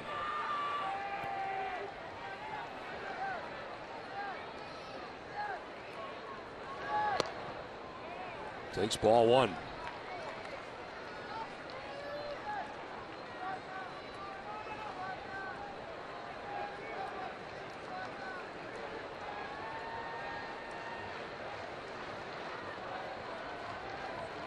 Mike Adams spending the first 3 years of his major league career in Milwaukee. Now his 4th season in San Diego. Troy hits into the ground to Jason Bartlett at shortstop. And there's 2 down in the 8th. Hess and Hess Express are proud sponsors of the Red Sox and the Red Sox on Nesson. During the 2011 Red Sox season, Hess and Hess Express will donate $500 to the Red Sox Foundation for every Red Sox home run. Hess and Hess Express committed to helping the cause. 2 outs here in the 8th as Adrian Gonzalez comes up. He has 1 hit in 4 tries tonight, an RBI single in the 6th inning, which tied the score at the time 4-4. And scored Marco Scutaro from third base. And the Red Sox now trail by a run.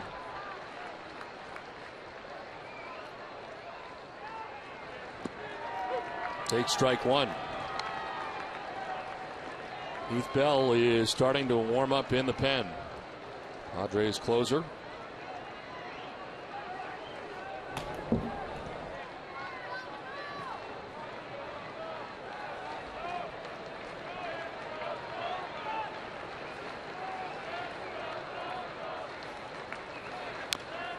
Rolled over foul, and it's 0-2.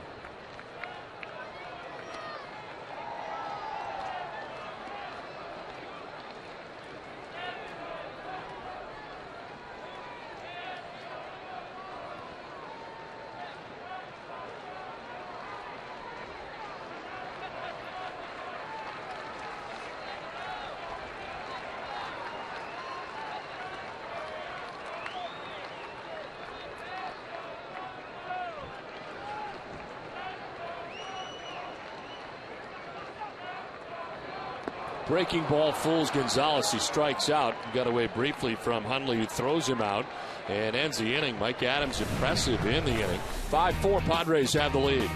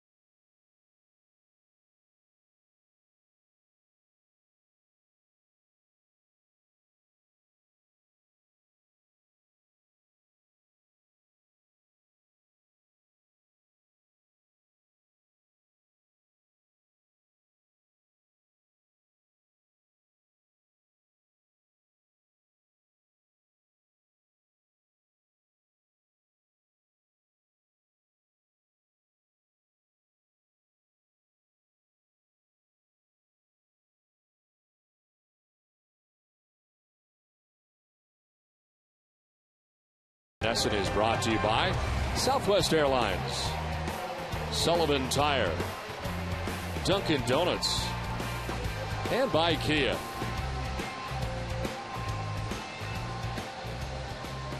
Jonathan Papelbon into the game, trying to keep it right where it is, with the Red Sox trailing by a run. Makes his 29th appearance, 2-0 record with a 4.18 earned run average. In save opportunities, he is 13 out of 14. And the strikeout to walk ratio impressive at 39-5, and opponent's hitting at 259 against Papelbon. 5, 6, and 7 expected for the Padres here in the ninth.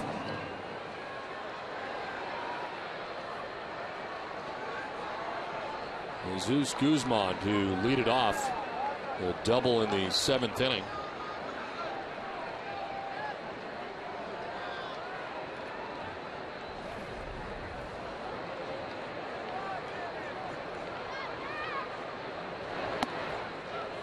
Ball one. Daniel Bard came in for an inning and 2/3. Gave up a hit, no runs, walked a batter, didn't strike anybody out. Dan Wheeler, the pitcher, right now on the hook for the Red Sox. He went an inning and a third, giving up the go-ahead run in the 7th inning to the Padres.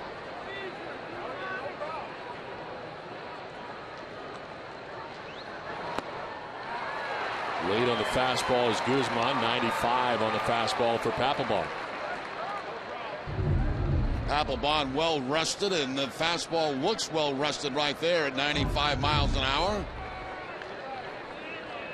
His last appearance was on the 16th, 5 days ago. Served the 2-game suspension in between.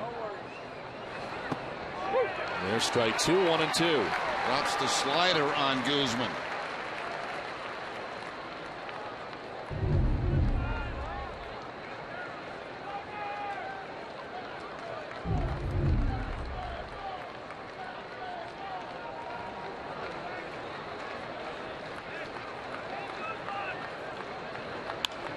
On the ground to shortstop. Marco Scudero's got it. 1 down in the 9th.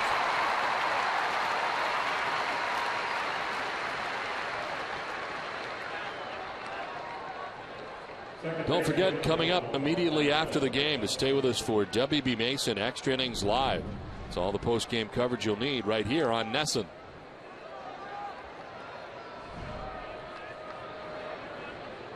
Orlando Hudson is 0 for 3. Was intentionally walked last time he came up in the 7th inning.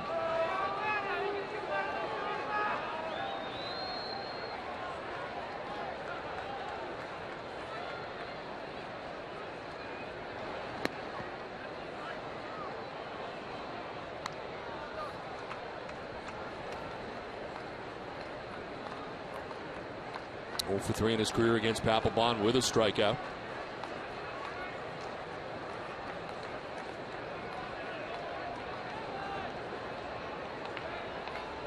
The 1-0 pitch. Splitter is grounded towards first. Gonzalez will take it himself. And there's 2 down in the 9th.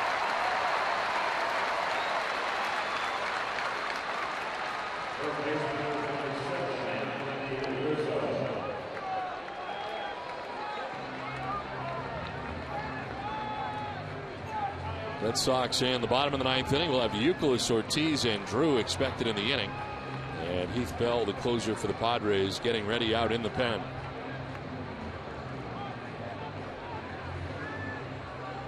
And San Diego tonight trying to snap a 6-game losing streak and win for the first time this year in interleague play. 0-7 against American League foes. Anthony Rizzo with an RBI double in this game.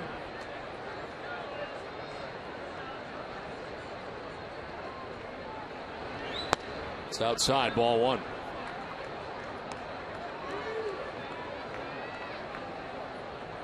Papelbon with 39 strikeouts, tied for 3rd most in the American League.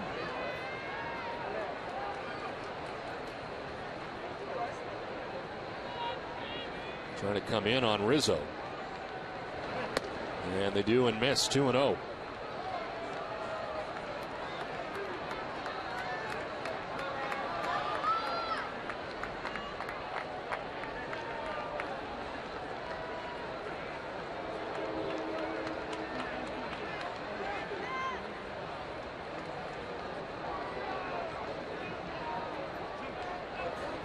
Swing and a miss, 2-1. Good 2-0 split-fingered fastball there from Papelbon.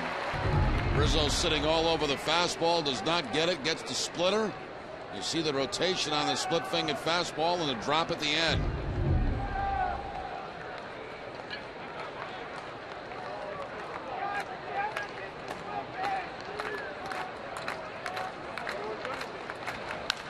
In the air to right center field. It's hit well. Back goes Ellsbury towards the triangle, and he will make the catch in the triangle.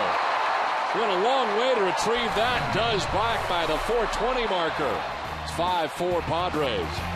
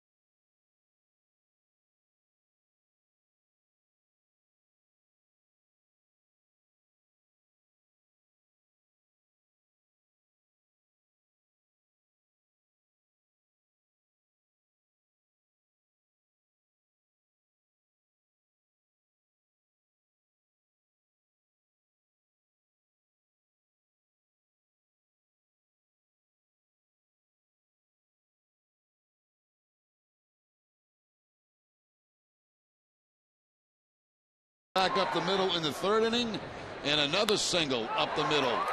That one coming in the 5th inning. So 3 hits on a night, a 3-for-4 night for Kevin Youkilis.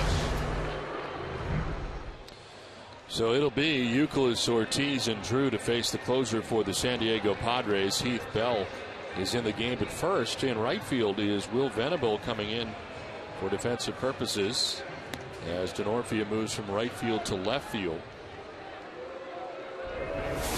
And Heath Bell into the game for his 30th appearance. 2-3, 2.79 earned run average, 18 out of 19 at save opportunities.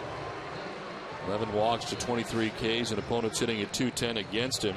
Last year had a career high 47 saves, second most ever in San Diego history. Trevor Hoffman had 53 saves back in 1998. And a stretch from last year into this year of converting 41 straight save opportunities.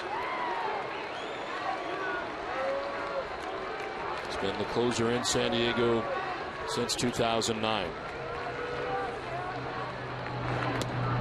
There is ball 1.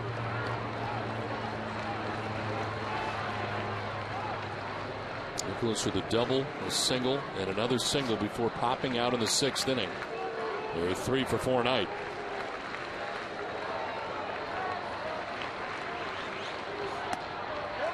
Two 2-0.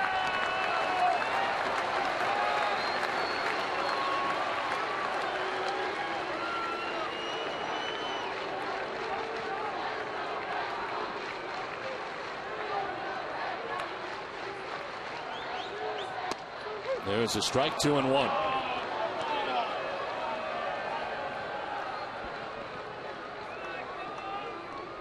$18 saves, good for 9th in the majors.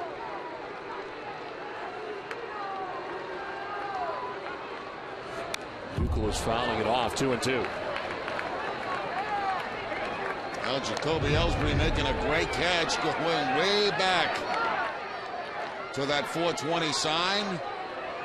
Again, Rizzo driving the ball a long way to center field.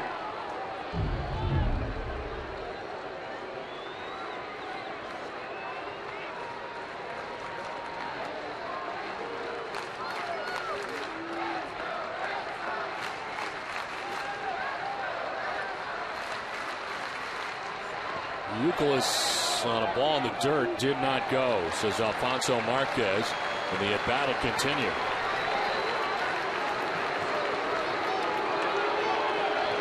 David Ortiz will be next, and then J.D. Drew in the 9th.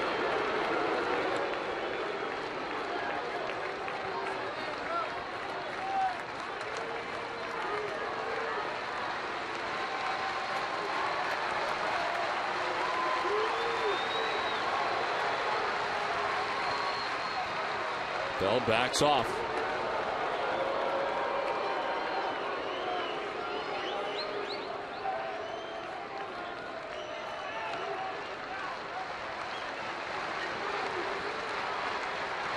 Youkilis to left field, in for a base hit. The Red Sox have the lead runner on in the 9th. Now Youkilis gets a 3-2 curveball from Heath Bell and takes it to left field for his 4th hit. There's the breaking ball, stays up in the zone, and Youkilis with the hit. He'll be pinch run for at first base by Drew Sutton, it looks like. It is Sutton with David Ortiz coming up, meeting at the mound right now for the Padres. Jason Bartlett coming in from shortstop as into the shift. Now go the Padres. A 4-hit game tonight for Kevin Youkilis, his first since August of 2009.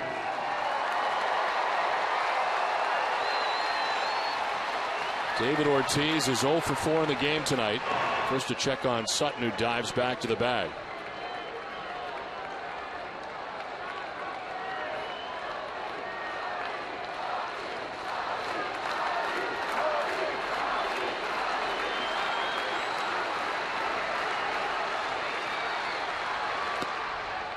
Ball 1.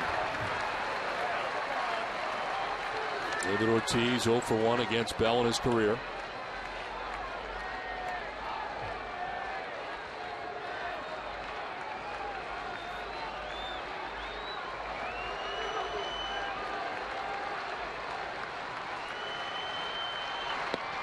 There's a strike, 1-1.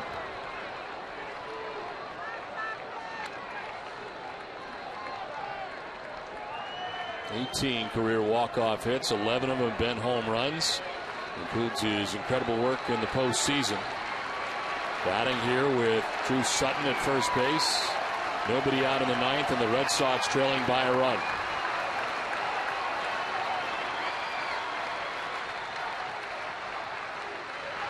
Ortiz with a swing and a miss at a fastball that was up. Back fastballs that they've stayed away from David Ortiz. Fastballs on the outside part of the plate.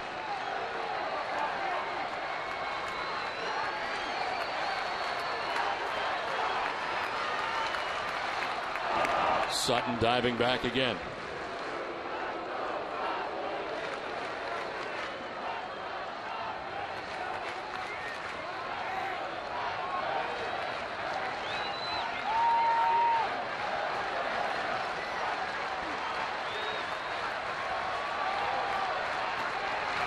Ortiz fouling it off, and it hangs at 1-2.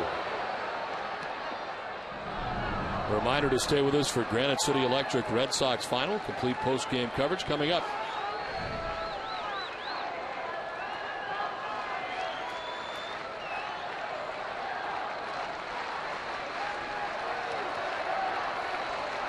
One ball, 2 strikes. Nobody out in the ninth. Tying run at first base, and Drew Sutton.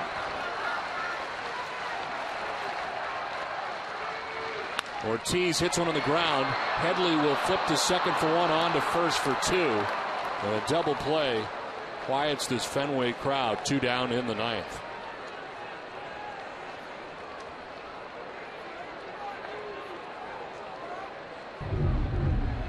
They kept firing away, fastballs away to David Ortiz, and he gets this one on the ground, the kind of routine double play. And Heath Bell likes that.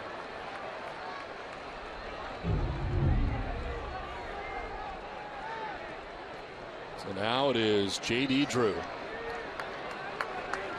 With 2 outs in the ninth. Who takes ball 1.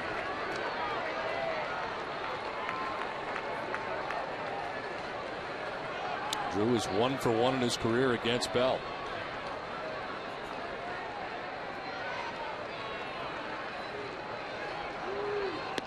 There's a strike, 1-1.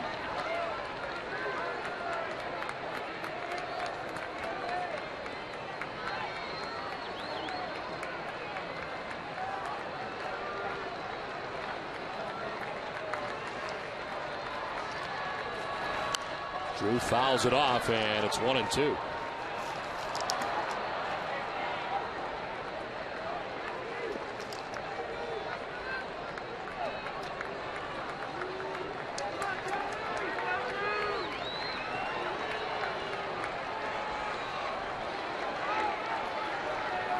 Two outs in the ninth inning. Red Sox trailing by a run. J.D. Drew waiting on a 1-2 pitch from the Padres closer Heath Bell. Drew takes ball 2.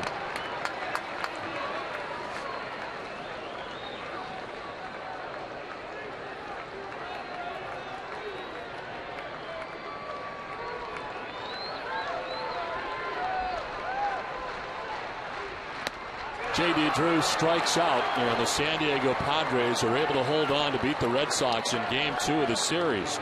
It ends a 6-game losing streak for the Padres, who had lost their first 7 games of interleague, and this was a tough one to swallow. Red Sox with lots of chances tonight to come back in this game, and did for a while. Yeah, they did, Don. They had 13 hits in the ball game. They out-hit the San Diego Padres, but they only could put 1 run at a time on the board, 4 total, and that was not going to be enough. Give credit to the San Diego bullpen. They did an outstanding job tonight against the Red Sox. They didn't allow a run as they beat the Red Sox 5-4. Once again, the final score. For Jerry Remy and Heidi Watney, I'm Don Osillo saying goodnight from Fenway Park. Join us again tomorrow afternoon for the final game of the series with the Padres. Live coverage from Yawkey Way begins at 12:30. It's been a presentation of NESN, New England's most watched sports network. Let's send it now to the NESN HD Television Center and Tom Karen. TC?